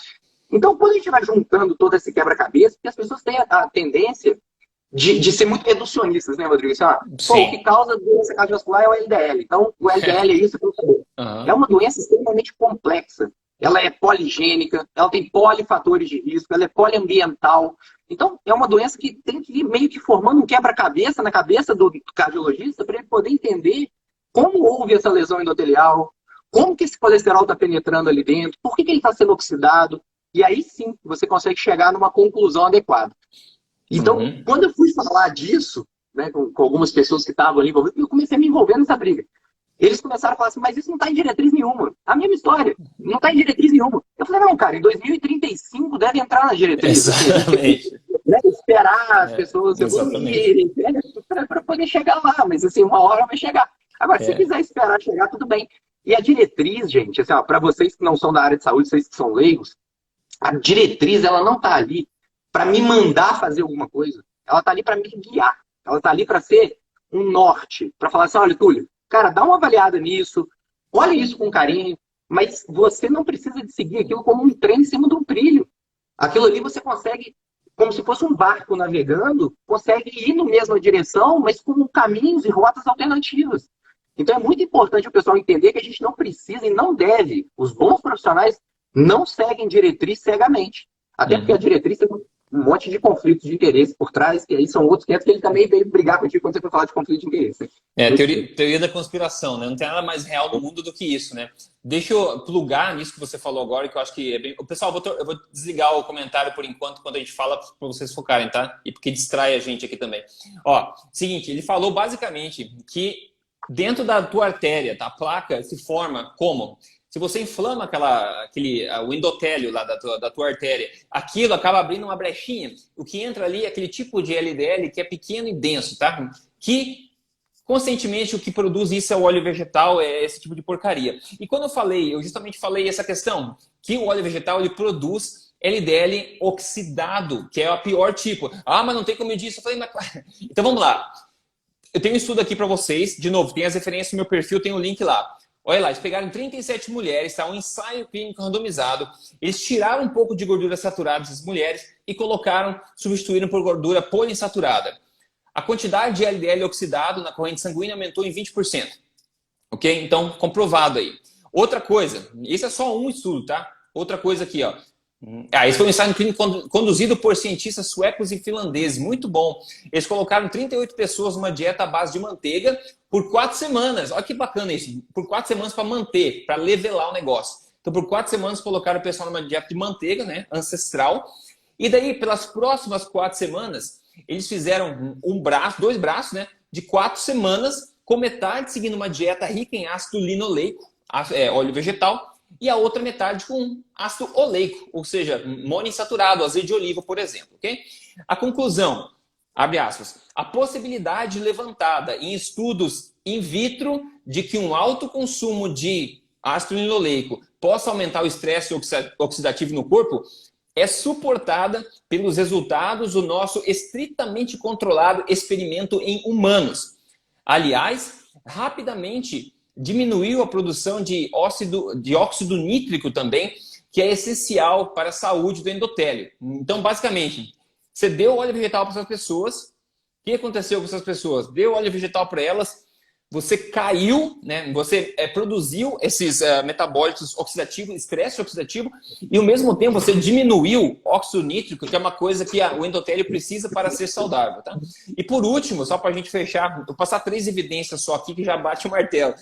Publicado em 2012, um estudo mostrou que ao diminuir o consumo de ácido linoleico na dieta, diminuir o consumo de óleos vegetais, diminuem também os metabólitos do ácido linoleico oxidados no sangue, que, abre aspas, têm sido implicados numa variedade de condições patológicas. A gente tem os RODs, HME, tem vários metabólitos que a gente pode falar. Mas, basicamente, eles provaram, consome mais óleo vegetal, aumenta o estresse oxidativo.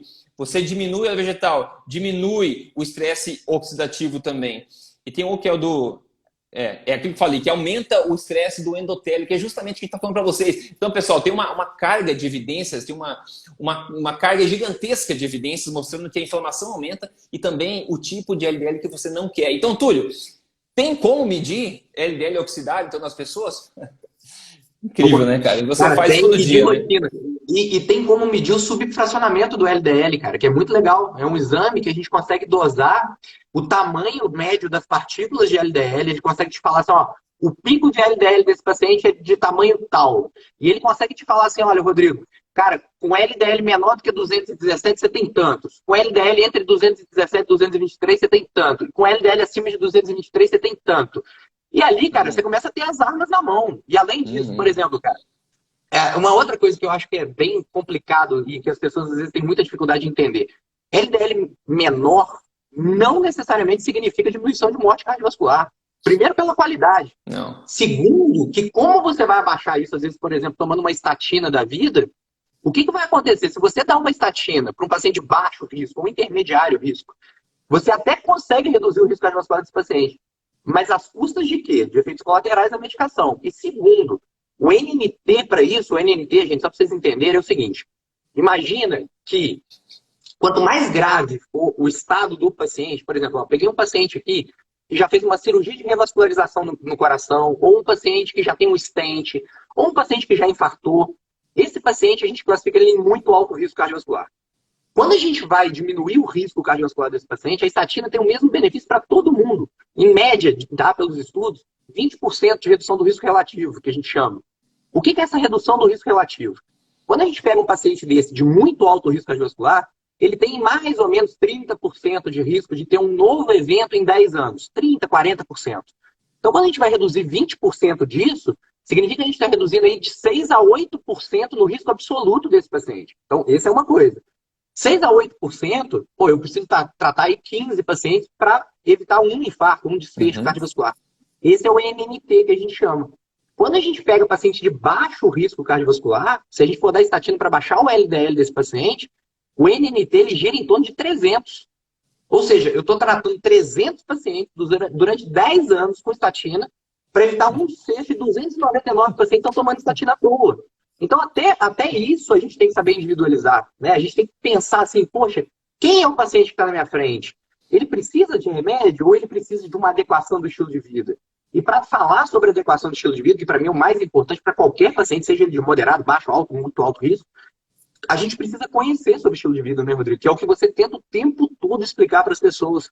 E a base desse estilo de vida, ele basicamente é diminuir o consumo de carboidrato simples refinado, diminuir o consumo de óleos vegetais. Se você fizer isso na parte alimentar, você já está na frente de 95% da população, mas assim, muito na frente, que é a base da tua alimentação forte, né? Que, aliás, aquela pizza forte, eu já fiz e ela, pô, Excelente.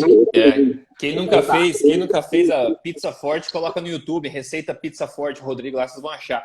Você falou, exatamente, diminuir refinado e diminuir óleos vegetais é uma coisa que é uma das principais. E eu argumento o seguinte, se você diminuir óleos vegetais primeiro, vai ser mais fácil de diminuir refinados, tá? Por esses fatores que eu estou falando. Outra coisa que eu falei para o Dudu, ele também falou, mas eu nunca vi. Bom, você não saber não quer dizer que não existe, mas existe um bom indício, forte indício, que óleos vegetais promovem o ganho de peso. Um deles que eu acabei de falar é o efeito na produção de energia na mitocôndria. Olha esse estudo que eu falei na live com ele, que eu achei muito bacana. Foi publicado em 2004 no jornal Obesity Review. Eles falam o seguinte, abre aspas, só. Nessa revisão, nós sumarizamos a evidência experimental que suporta a ideia de que os óleos, os poliinsaturados PUFAs, né, são potentes promotores de adipogênese, ou seja, de aumentar a gordura no corpo. Então, de novo lá, pessoal. A nossa revisão sumariza que os poliinsaturados são potentes promotores de gordura no corpo in vitro e in vivo, durante a gestação e amamentação. Em conclusão, esta conclusão é apoiada por dados epidemiológicos de estudos em crianças, quando analisada a composição da fórmula ou do leite materno dado. A composição de ácidos graxos no início da vida é um determinante precoce de obesidade infantil. Olha que coisa. E Túlio, fala pra mim, cara. Uma coisa que corta o meu coração, assim, corta, é ver bebês consumindo fórmulas que contêm óleo vegetal, cara. O que você acha disso? Absurdo, né, cara? Primeiro que é uma fórmula rica em óleo vegetal, sem dúvida nenhuma, e rica em carboidrato refinado também, né? Porque essas fórmulas são uma bombinha de óleo vegetal com carboidrato refinado.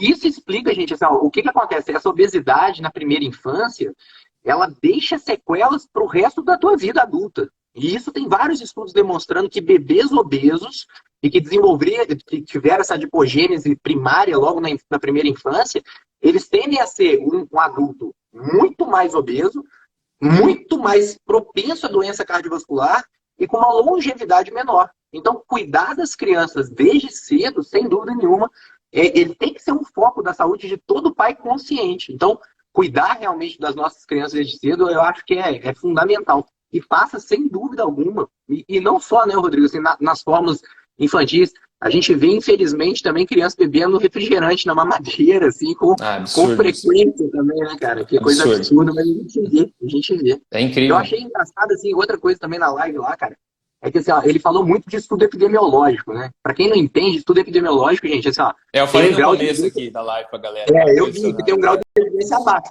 Mas ele não falou do principal estudo epidemiológico, que é o PUR. O PUR. Eu falei pra ele. Pois é, eu acho que já devia ter saído dessa hora da live. Saiu. É o maior estudo já feito e mostra justamente o oposto do que ele acha. Que foi um estudo gigantesco, com mais de 130 mil voluntários ali, pacientes. E dentro desse estudo, o consumo de gordura saturada não está ligado a desfecho cardiovascular. Pelo contrário, ele demonstra até um certo benefício de proteção cardiovascular. Então, aí vem uma outra questão que ele te acusou também na live, que é cherry picking, que a gente chama, né? O que é o cherry picking? Cherry picking é você escolher determinadas evidências científicas e esconder outras para poder te favorecer. Então, isso a gente faz, né? A gente fala de cherry picking em estudos científicos. Então, por exemplo, uma meta-análise dessa, que for feita hoje, em 2021, se ela não incluir o Minnesota e o Sydney, ela está fazendo um cherry picking. Isso é um cherry picking. Então, o que ele fala ali para você, acusando você de cherry picking, ele também fez. Porque como que ele fala de estudos observacionais e não cita o principal estudo observacional e que teve resultado, né, contra o que ele está argumentando? Enfim. Eu gosto. Eu falo, estudo epidemiológico é a única forma que você tem de ficar conversando e chegar em conclusão nenhuma. Eu posso trazer 20, você traz 20, ninguém fica falando, todo mundo vai embora confuso, ninguém entende nada. Eu gosto de falar em ensaios clínicos randomizados, nem sempre a gente tem, mas quando a gente tem, é bom focar neles. Só para a gente concluir essa parte do ganho de peso, eu tenho um outro estudo bacana que eu achei, que é um ensaio clínico randomizado de 6 meses. Eles fizeram o seguinte: 3 grupos de pessoas com a mesma quantidade de calorias. Então foi isocalórico. A única diferença foi pouca gordura, média gordura, alta gordura. Só que a parte chave é a seguinte: a gordura utilizada foi óleo de soja, ok? Então todos com a mesma gordura, tá? Todos com a mesma quantidade calórica no total. 3 grupos, pequena, média e alta gordura, sendo óleo vegetal. Bom, geralmente a gente vê que, pelo menos no curto prazo, 6 meses, tudo que é tipo, mais low carb, mais alto em gordura, tende a quase sempre ser melhor para emagrecimento. Por vários fatores, no curto prazo. Mas nesse caso aqui, a questão foi a seguinte: quanto mais pufas, né, quanto mais óleo vegetal estava na dieta das pessoas, menos peso elas perderam. E como todas abaixaram a caloria, todas perderam peso, porque abaixou a caloria no total. Mas as que menos perderam foi justamente aquelas que tinham mais pufas na dieta, mais óleo vegetal. Então, pessoal, a gente tem muita evidência para indicar fortemente, se você quer perder peso, quer ser saudável, ou está preocupado com ganho de peso, ou com qualquer coisa, óleo vegetal não estaria na minha prateleira.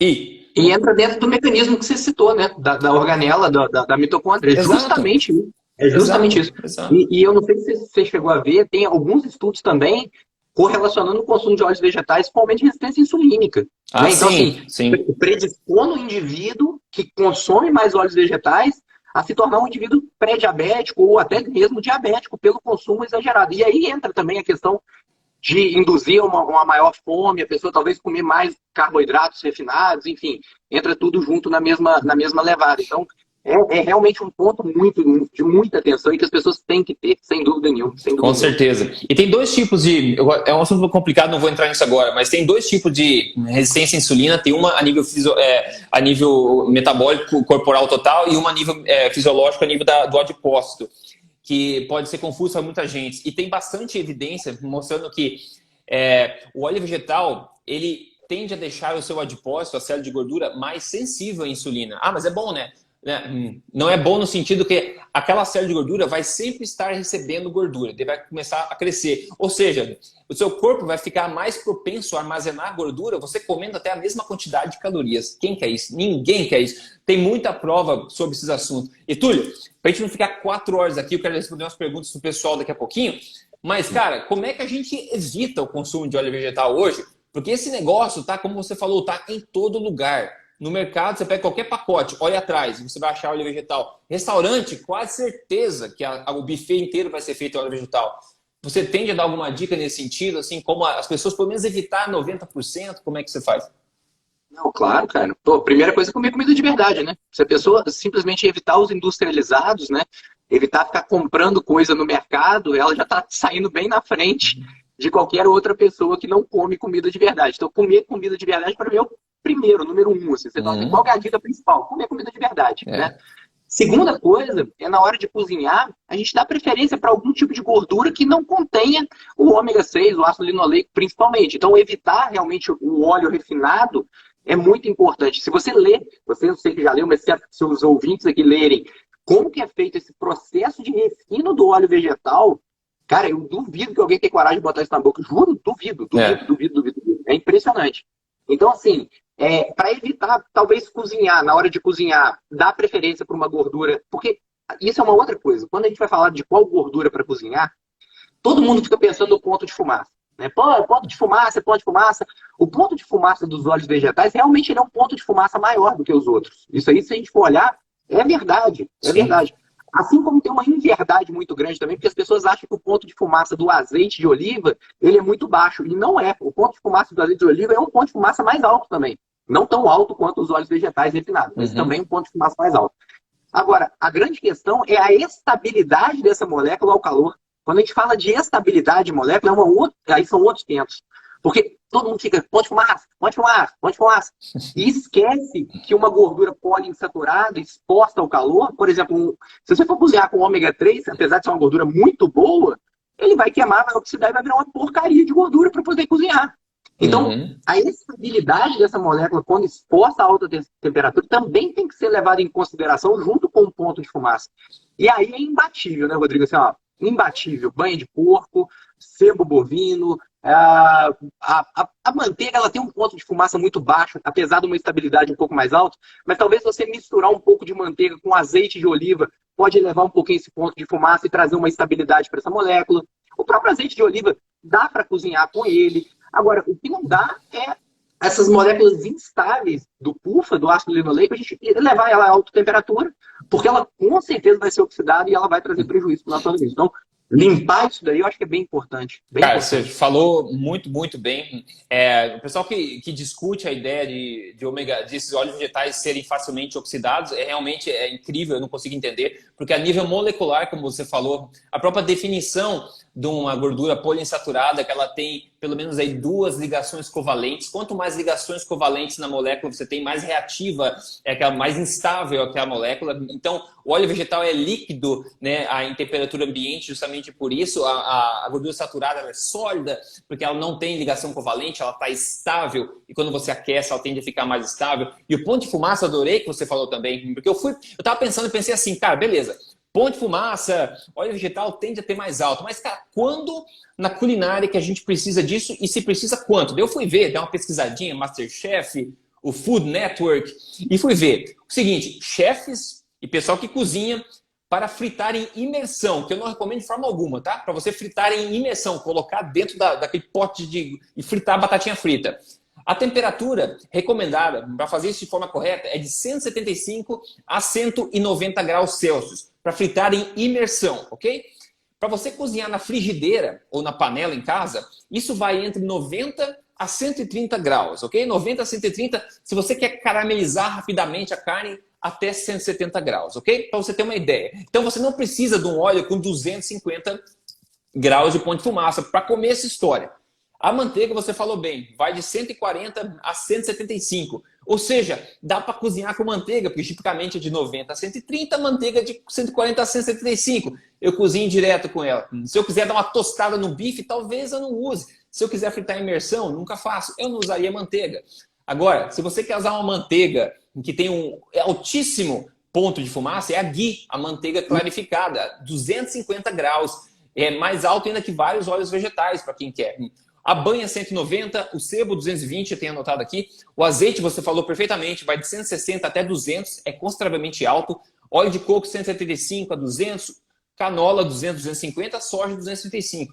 Ou seja, pessoal, você não precisa se preocupar com o ponto de fumaça. Se você se preocupa, se você queima, você não sabe cozinhar, basicamente. Quem sabe cozinhar não precisa queimar óleo nenhum, né? Até a manteiga dá para ser usada para cozinhar. E se você quer cozinhar, fritar em imersão, o erro já está aí de comer essa história. Então, você falou muito bem, eu gostei de você ter trazido essa informação aí. Então, para evitar óleo vegetal, faça a sua própria comida, coma alimentos de verdade, tente evitar processar de todas as formas, leia os rótulos. Essas coisas estão em todo o lugar, pessoal. E as melhores opções, eu até fiquei assim, porque, bom, infelizmente eu não te conhecia há muito tempo antes, Túlio, então eu fiquei grato que você tenha me entrado em contato. Então, eu não tive tempo para saber muito da tua opinião sobre outras coisas. E o último ponto que eu coloquei aqui era para a gente falar das melhores opções de gordura para cozinhar. E daí eu falei, pô, tô falando com um cardiologista fica... Pô, então tomara que eu tenha falado certo. Se você quiser, eu falo pra gente passar uma margarinazinha, uma Becel, não quer não?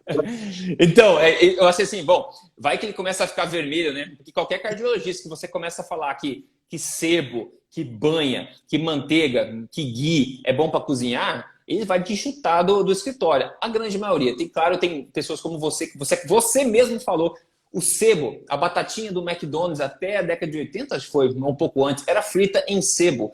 Antes, depois, por causa dessa monte de porcaria, eles foram pressionados a trocar para óleo vegetal. O sebo é altamente estável para cozinhar. Eu estava usando aqui hoje em casa. Sebo de vaca, banha de porco também, manteiga ghee, manteiga, azeite de oliva de qualidade. Muito cuidado com o azeite de oliva, porque infelizmente grande parte dele está adulterado com óleo vegetal. Então, por isso, basicamente, não escolheria se você não confia num bom fornecedor. Mas bom demais ver você falar da questão do sebo, da banha de porco. Então... Cara, mas é porque eu cozinho, cara. Eu gosto de cozinhar pra caramba. Assim, que bom, gosto cara. Mesmo. Quem me segue sabe disso. E pô, é nítido isso daí. É fácil de... Quem cozinha vê isso no dia a dia. Só pra finalizar, uma última coisa, cara, que eu não vou me aguentar de não falar. Manda bala. Do Dudu de novo. Ai. Cara, e no Instagram dele, ele pegou exatamente aquele gráfico que você mostrou no início da live, que por isso que eu lembrei, de mortalidade por doença cardiovascular. Aí ele cortou aquele gráfico a partir da década de 70, de 80, e aí ele bota que a doença cardiovascular está em queda, né? Doença cardiovascular em queda, e o consumo de óleo vegetal em alta. E aí ele fala que a queda da mortalidade cardiovascular se deveu ao aumento do consumo do óleo vegetal. Para vocês verem como que é perigoso você traçar uma associação através de um gráfico que você pode, e no papel cabe qualquer coisa. Isso é a coisa mais importante para vocês entenderem.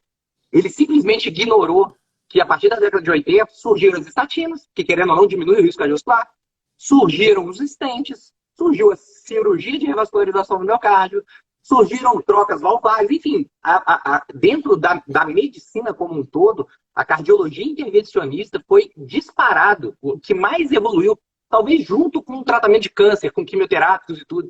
E você simplesmente ignorar isso para trazer para a tua audiência que o consumo de óleo vegetal diminui mortalidade cardiovascular é de uma incoerência científica para quem se diz tão científico muito grande, e eu não poderia deixar de criticar isso. Não conheço o trabalho dele, e eu sou um pouquinho diferente de você. Eu não quero conhecer, já está bloqueado no meu Instagram, e eu simplesmente abomino esse tipo de pessoa.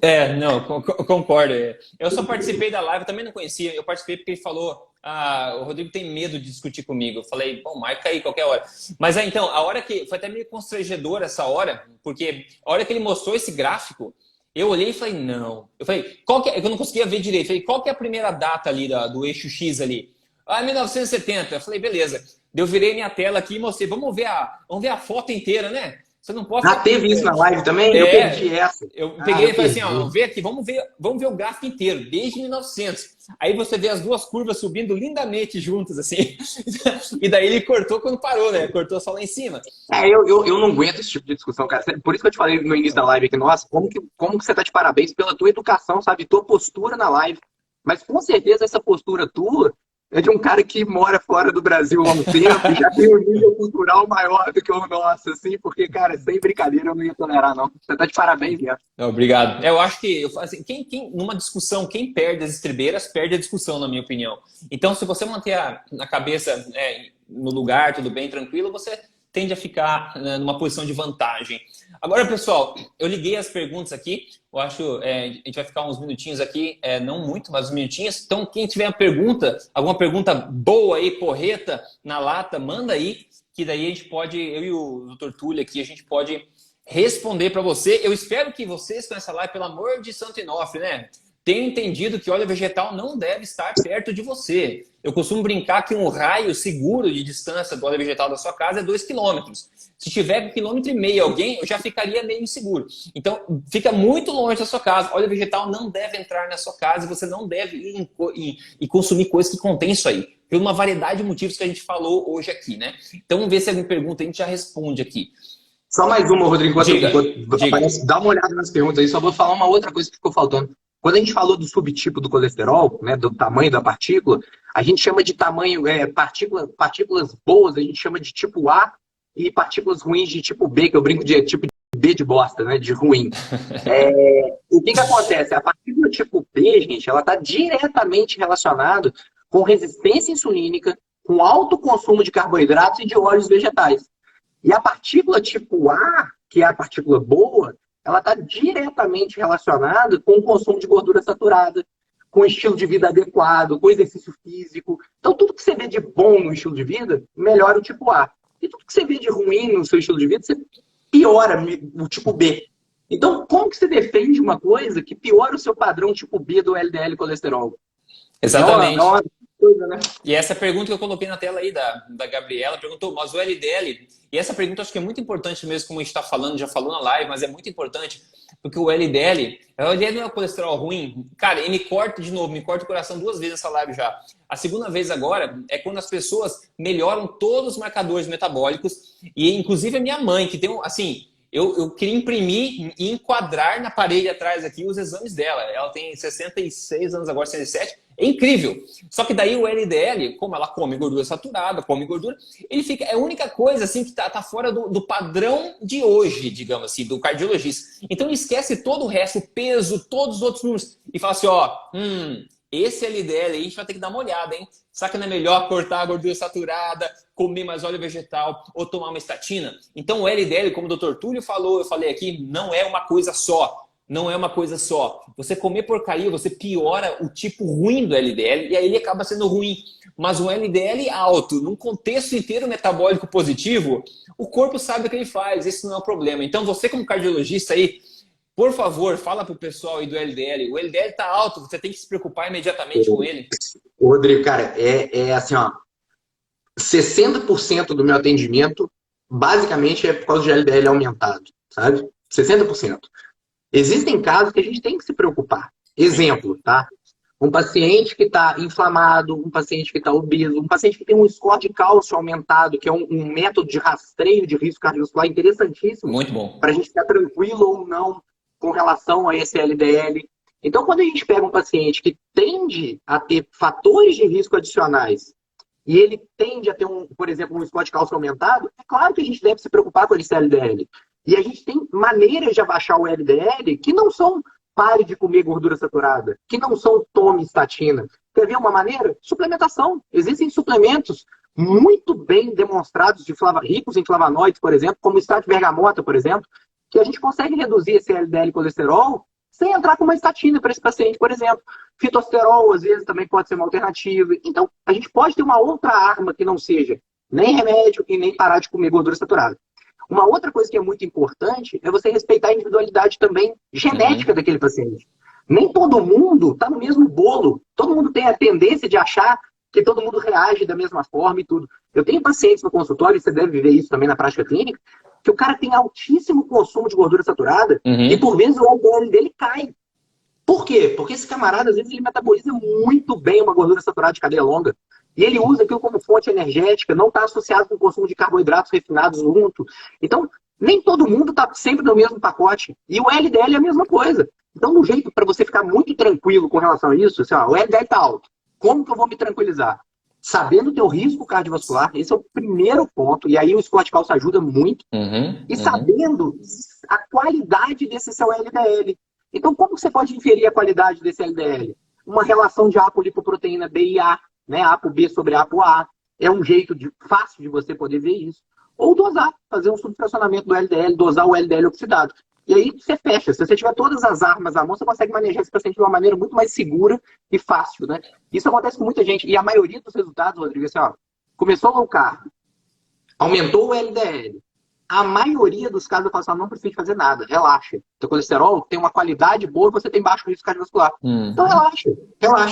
Eu só não posso generalizar isso e falar para todo mundo que fica tranquilo, porque a gente tem que respeitar algumas individualidades, né? Certeza. E alguns pacientes têm um risco um pouco aumentado. Mas assim, a maioria esmagadora, eu falo assim, ó, relaxa, fica tranquilo com o teu colesterol. Exato, entendeu? Eu gostei disso porque você falou que o que eu acho que todo mundo deve fazer é que analisar o paciente em contexto, no próprio contexto dele. Então, se todos os números estão esculhambados, pô, você tem que olhar alguma coisa para melhorar. Mas se no contexto todo tá bom e o perfil, você detalhou o LDL, você viu lá as partículas, não tem por que se preocupar, fazer a pessoa voltar a fazer o que estava causando os problemas para ela antes. É um absurdo isso. E agora quem perguntou aqui, a Thay, perguntou quais tipos de gorduras devem ser consumidos diariamente.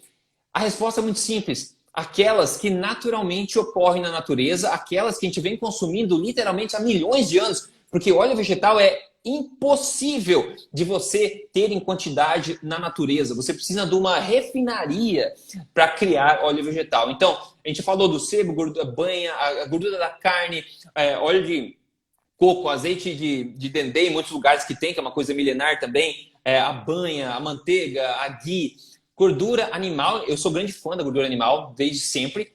Mas a gordura vegetal, o azeite de oliva de qualidade, não adulterado, por exemplo, do óleo de oliva. Você mora numa ilha, digamos, tem coco, pô, o pessoal toma óleo de coco há milênios. Mesma coisa azeite de dendê. Porque eles não são óleos de sementes. O problema é com óleo de semente. Então, gorduras que estão acessíveis à natureza desde sempre. Essa é a minha resposta. Não sei se você pensa diferente. Não, eu penso exatamente igual. Eu acho que não tem uma resposta melhor para dar do que essa. E, assim, adicionalmente a isso, eu acho que é importante, assim, ó, como a gente falou do balanço ômega 3 e ômega 6, como que a gente pode fazer esse balanço equilibrar, né? Diminuindo o consumo de ômega 6 e aumentando o aporte de ômega 3. Se você não tiver acesso ao ômega 3 na natureza, porque, infelizmente, hoje em dia é cada vez mais difícil, pode ser interessante uma suplementação de ômega 3, na minha opinião. Não para todo mundo, talvez, enfim, mas que vale a pena a gente pensar nisso para algumas pessoas, sem dúvida nenhuma. Agora, jogar um ômega 3 numa pessoa que consome só ômega 6 e está altamente inflamado, talvez não seja o melhor caminho também, né? Eu acho que é bem importante a pessoa entender isso daí. Com certeza. Outra pergunta que eu achei boa, vi várias pessoas perguntarem, como identificar um azeite de oliva confiável? Pessoal, pouca gente sabe disso, mas tem um estudo feito nos Estados Unidos, tá? Então, dos óleos de oliva mais comuns, vários, dos Estados Unidos, tá? Que eles viram que, cai o queixo, 79% dos azeites de oliva que eles analisaram estavam adulterados com óleo vegetal. Agora todo mundo cai no queixo aí, vai. Isso é evidência. Se você procurar, você vai achar. Você acredita, Túlio, que teve uma marca que não tinha azeite de oliva dentro, cara? Os caras colocaram no rótulo azeite de oliva extra virgem, não tinha um pingo de azeite de oliva dentro, cara. Assim, é coisa inacreditável. Então, pessoal, por isso que eu peço para evitar azeite de oliva, não é porque ele é ruim, é porque se você não souber que aquele azeite de oliva é o que ele é, você está correndo o risco de estar consumindo óleo vegetal sem você perceber, porque óleo vegetal não tem sabor nenhum. O cara põe no meio do azeite de oliva ali, você não nota. Então, cuidado. Se você conhecer de onde vem, você está garantido que é uma boa opção, vai em frente, não vejo problema. Agora, cara, vai no mercado comprar. Eu falei, tem um estudo nos Estados Unidos, 79% deles estavam adulterados. Então, eu não sei, é difícil. Como você falou, né? Estados Unidos, né? Estados Unidos. Imagina o Brasil. Agora, uma coisa que eu acho que é importante as pessoas entenderem, assim, ó, aqui no Brasil, nós temos produção local de azeite de oliva. E o azeite de oliva melhor que existe é o mais fresco possível. Então, se você puder comprar azeite de oliva do produtor nacional e aí estimular a nossa indústria nacional, desculpa o patriotismo, mas eu sou bem patriota nesse sentido. Tem que ser. Estimular o nosso produtor local a consumir o produto do seu produtor local e que você conhecer a origem disso e a qualidade desse azeite de oliva brasileiro, pô, tem qualidades absurdas. Pô, o melhor azeite de oliva do hemisfério sul é brasileiro, foi eleito do Brasil. Então, assim, a gente tem uma qualidade boa de azeite de oliva. Basta as pessoas pesquisarem, procurarem um pouquinho e tudo, né? Eu acho que é bem Excelente. interessante, né? Eu nem sabia também que tinha azeite de oliva brasileiro. Pô, que sensacional, sensacional. Eu sempre quis visitar uma fazenda de azeite de oliva para consumir de fresquinho. Deve ser bem interessante. A Já pergunta... fui animal, cara. Ah, Animal. deve ser alucinante. A Leila me perguntou, é uma pergunta muito importante, como aumentar o HDL? Para comer essa história, né, Túlio, eu acho que talvez você concorde comigo, mais que se preocupar com o LDL, uma das coisas que devia chamar bastante atenção quando você olha o exame de sangue de uma pessoa é quando ela tem o HDL muito baixo. O HDL baixo tem um impacto grande comparado ao LDL. E adivinha o que aumenta o HDL? Gordura saturada aumenta o HDL.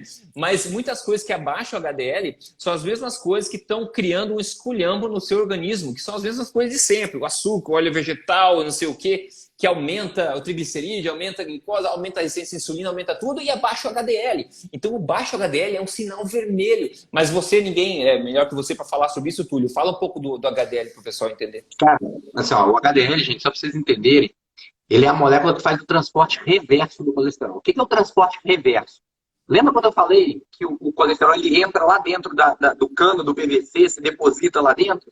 O HDL, junto com a apolipoproteína A, quando eu falei daquela correlação ApoB, ApoA, o HDL e a apolipoproteína A que fica na membrana desse HDL, ele vai lá, pega esse colesterol e leva de volta para o fígado, fazendo realmente o transporte reverso. Então, pegando da periferia e levando de volta para o fígado. Como melhorar o HDL? Primeira coisa, deixando de consumir o que prejudica o HDL. Como o Rodrigo falou aqui em cima, as porcarias, as tranqueiras do dia a dia, elas são os principais responsáveis pela queda do HDL. Então, essa é a primeira dica, sem dúvida nenhuma. Segunda dica, sem dúvida alguma, aumentar o consumo de gorduras boas. E aí entra, sim, as gorduras saturadas e também monoinsaturadas e o ômega 3, né? Uma poliinsaturada de boa qualidade. Então, consumir gorduras boas. Ah, qual é a gordura boa? O Rodrigo já falou. A gordura da natureza, a gordura que está facilmente acessível para vocês. Terceira coisa, exercício físico, gente. Todo mundo fica preocupado em qual suplemento tomar para aumentar o HDL. Tem alguns suplementos até que aumentam, mas tem um que é o mais simples e gratuito que existe, que é exercício físico. Fazer uma atividade física, colocar o exercício físico como uma rotina no teu dia a dia, botar isso como uma obrigação tua. Se você quer ter saúde, você tem que fazer atividade física. Se você fizer isso, o teu HDL sobe, não tem a menor dúvida com relação a isso, né? E ter a base, porque assim, ó, o HDL é formado com uma base, né?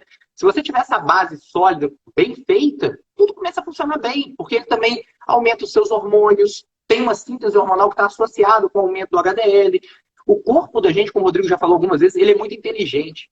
Não tem como você fazer uma coisa que vai fazer bem para ele e ele transformar isso em alguma coisa que vai fazer mal. Então, assim, isso não existe. Quando você vai fazer uma coisa boa, tudo vai para o mesmo caminho. Então, basicamente é isso. Você ter um bom estilo de vida vai fazer teu HDL subir, tá?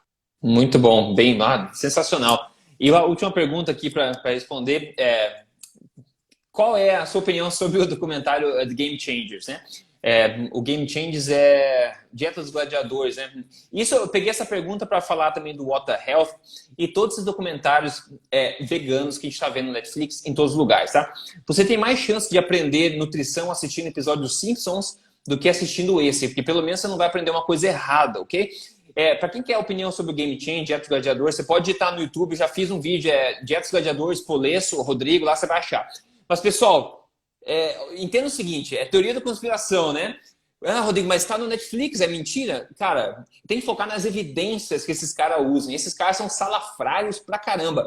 Eu analisei as evidências também, eu falei, não é possível que falaram isso. Existe uma força, o zeitgeist que a gente fala, do tempo, do momento atual, pessoal, por vários motivos, cada um tem a sua opinião, que existe uma força muito grande em prol das plantas, de consumir, de ser vegano, de cortar a gordura animal. Cara, com base em tudo que a gente está falando hoje, da gordura vegetal, desse problema gigantesco da gordura de semente. Se você se torna uma pessoa que consome só planta, você vai consumir gordura só vegetal e provavelmente gordura dessa também de semente, você vai viver sendo uma pessoa inflamada. Veganos têm muito problema com isso. Ah, mas é bom para emagrecer? Sim, emagrece o osso, emagrece o músculo, emagrece o cérebro, emagrece várias coisas, inclusive a gordura. Então, se esse é o tipo de emagrecimento que você quer, bem-vindo, né? Não sei o que você pensa sobre isso, Túlio. eu penso assim, ó, eu respeito os veganos. Respeito por opção deles, assim. Agora, não Assim, eu tente me respeito transformar. também. Sim, sim. Não tente me transformar num vegano e nem querer dizer que o veganismo faz bem para nossa saúde. Isso aí é que eu não tolero. E assim, o que eu falo com todo mundo é assim, ó, se você acha, porque você não está salvando o mundo, mas se você acha que sendo vegano você está salvando o mundo, uma certeza eu tenho, a tua saúde está indo junto para você poder salvar o mundo. Então você é uma pessoa muito boa de coração, porque você está dando a tua saúde em troca de salvar o mundo. É verdade, é Eu concordo verdade. Assim, plenamente. Concordo você é plenamente. muito bonzinho, parabéns. Então, assim, e você não está salvando o mundo, sinto te informar também, mas assim, tudo bem, né? Cada um é cada um. Eu acho que cada um sabe das atitudes. Eu só acho que, assim, as pessoas para tomar uma atitude dessa, e às vezes eu vejo até pais, assim, estimulando os filhos com isso e tudo. Ah, Cara, é. eu acho muito errado, cara. Assim, eu tenho uma grande amiga que tem o maior orgulho de falar que a filha dela é vegana, sabe? Eu Bah. falo, cara, por que você tá falando isso? Assim, ela tem 7 anos, a menina. Eu falei Nossa assim, senhora, a cara. tua filha tá, a tua filha tá sendo contaminada por desenho, ela tá sendo contaminada por historinhas, que todo mundo tá tentando transformar todo mundo em vegano, mas não faz ideia do que isso pode causar na saúde da tua filha. Então, assim, ó, eu não acho que seria motivo de orgulho. Mas cada um é cada um, você sabe o que faz aí da tua vida e pronto, acabou. Não, concordo. Cara, puta merda. Muito bom saber que você tem várias opiniões, a gente está alinhado até esses pontos mais controversos. E a mensagem do veganismo é muito poderosa, principalmente para crianças, que você fala, nossa, você não gosta do cachorrinho, né? Então por que você vai comer o porquinho? Então, você tem que entender que o planeta Terra é bicho come bicho, e sempre foi, e sempre vai ser. Nesse exato momento, tem bicho come bicho dentro de você, tem macrofages comendo outras coisas, você está o tempo inteiro matando vida e vida sendo criada e transformando. O mundo só funciona porque existe morte e vida. É um ciclo. Que tentar sair disso é um nível de ingenuidade que eu não consigo nem conceber para começar uma conversa. Então esse é um Ah, problema, né? e planta não é ser vivo, Rodrigo? Assim, só para eu entender, assim. Pois Não, não é. é, e será que tem alguma pista no fato de que é tão difícil fazer criança começar a gostar de planta? Será que a natureza é tão burra que a gente tem aversão à coisa que mais faz bem pra gente, coisa verde? Não, não é. Coisa verde, o verde na natureza significa não coma, a menos que você seja uma vaca ou um herbívoro. Coisa vermelha, para o ser humano, chama atenção, né? Chama coisa amarela, coisa de outras cores, frutas, coisas vibrantes. O verde nunca sinalizou, nossa, que fome que bateu. É o oposto, é a cor da grama, pessoal. É a cor da grama, né? É a cor de toxinas, coisas amargas são verdes. A tua bile é verde. Coisa verde é ruim. Agora, por algum motivo do universo, que eu tenho várias opiniões sobre isso, claro, agora o verde está sendo promovido como a coisa mais saudável do mundo. E por isso que a gente está vendo essa calamidade pública que é a saúde das pessoas hoje em dia, né? Então O pessoal me perguntou a opinião sobre esses documentários. A minha opinião, ela é sintetizada da seguinte maneira. Sempre que me perguntam isso, eu respondo assim: eu perdi tantos minutos da minha vida assistindo isso. Porque é perda de tempo, é perda de. Assim, eu não consigo aprender nada com aquilo. Não entra na minha cabeça como que alguém consegue mudar isso. E às vezes contamina pessoas inteligentes, cara. Que eu tenho amigos inteligentes que falam assim, pô, aquele documentário é muito bom e tal. Eu falo, cara, porque você não é da área de saúde. Porque assim, não é muito bom. Não é muito bom, é, infelizmente. Mas é isso aí. Só para deixar claro essa questão que eu falei do verde, pessoal. Não tem nada contra você consumir legumes ou folhas verdes, salada. Não tem nada contra. Na melhor das hipóteses, não faz diferença. Porque a tua nutrição geralmente vai vir dos alimentos de origem animal, da proteína da carne, como sempre veio na história. Mas esses legumes e folhas podem ser um ótimo complemento, não tem problema. A gente é contra você basear inteiramente a sua nutrição nesses alimentos vegetais, que a gente sabe que não tem nem todos os nutrientes que nós precisamos, isso é fato. Então, é sobre o extremismo da coisa. Não é contra comer. Eu também gosto. Eu falo do brócolis, mas se tiver um brócolis na manteiga bem feitinho, eu gosto também, eu gosto do sabor. Uma salada bem temperada, não sei o que, eu como também. Então, não faz diferença. O problema é você basear a sua nutrição inteira nessa falsa concepção que esses são os alimentos mais saudáveis. Hoje eu comi, vou fazer igual o Souto agora ó, no podcast. Hoje eu comi, Rodrigo, o seguinte: um filé de costela, cara, de 400 gramas, com salada. E a salada tava junto ainda um tabule de brócolis. A gente fez um tabule de brócolis, uma salada e um filé de costela. E, cara, eu acho que esse é um equilíbrio, né? Um ponto de equilíbrio. e que a gente pode consumir, deve até consumir legumes, vegetais, verduras junto, mas que não seja o ponto principal do teu prato. Concordo, assim, plenamente contigo, plenamente, plenamente. Exatamente, perfeito. Cara, a gente podia ficar aqui horas conversando, mas eu acho que, cara, essa live foi espetacular. Túlio, eu agradeço muito pela tua generosidade, seu conhecimento por ter participado aqui. Eu tenho certeza que o pessoal tirou muito disso. Eu vou tentar deixar essa live gravada aqui, porque eu acho que é um patrimônio da humanidade isso aqui, o pessoal tem que ver. Então, se o Instagram não me dá pane, vocês vão ver essa live gravada, vocês podem indicar a galera. Vem assistir o replay disso aqui. Isso é muito importante, pessoal. Eu espero que a gente tenha conseguido passar para vocês de forma clara e de forma sólida, embasada também, essas coisas que a gente acha que pode ajudar todo mundo, tá? Então eu vou tentar salvar essa live sim e deixá-la no ar para vocês verem depois. Então, pessoal, obrigado pela audiência de todo mundo. Obrigado, Túlio, de novo, cara. E a gente continua um papo com certeza. Eu que te agradeço, Rodrigo. Pô, uma honra, cara, de verdade mesmo. Obrigadão. Até a Um próxima. abraço, pessoal. Valeu. Até mais. Valeu.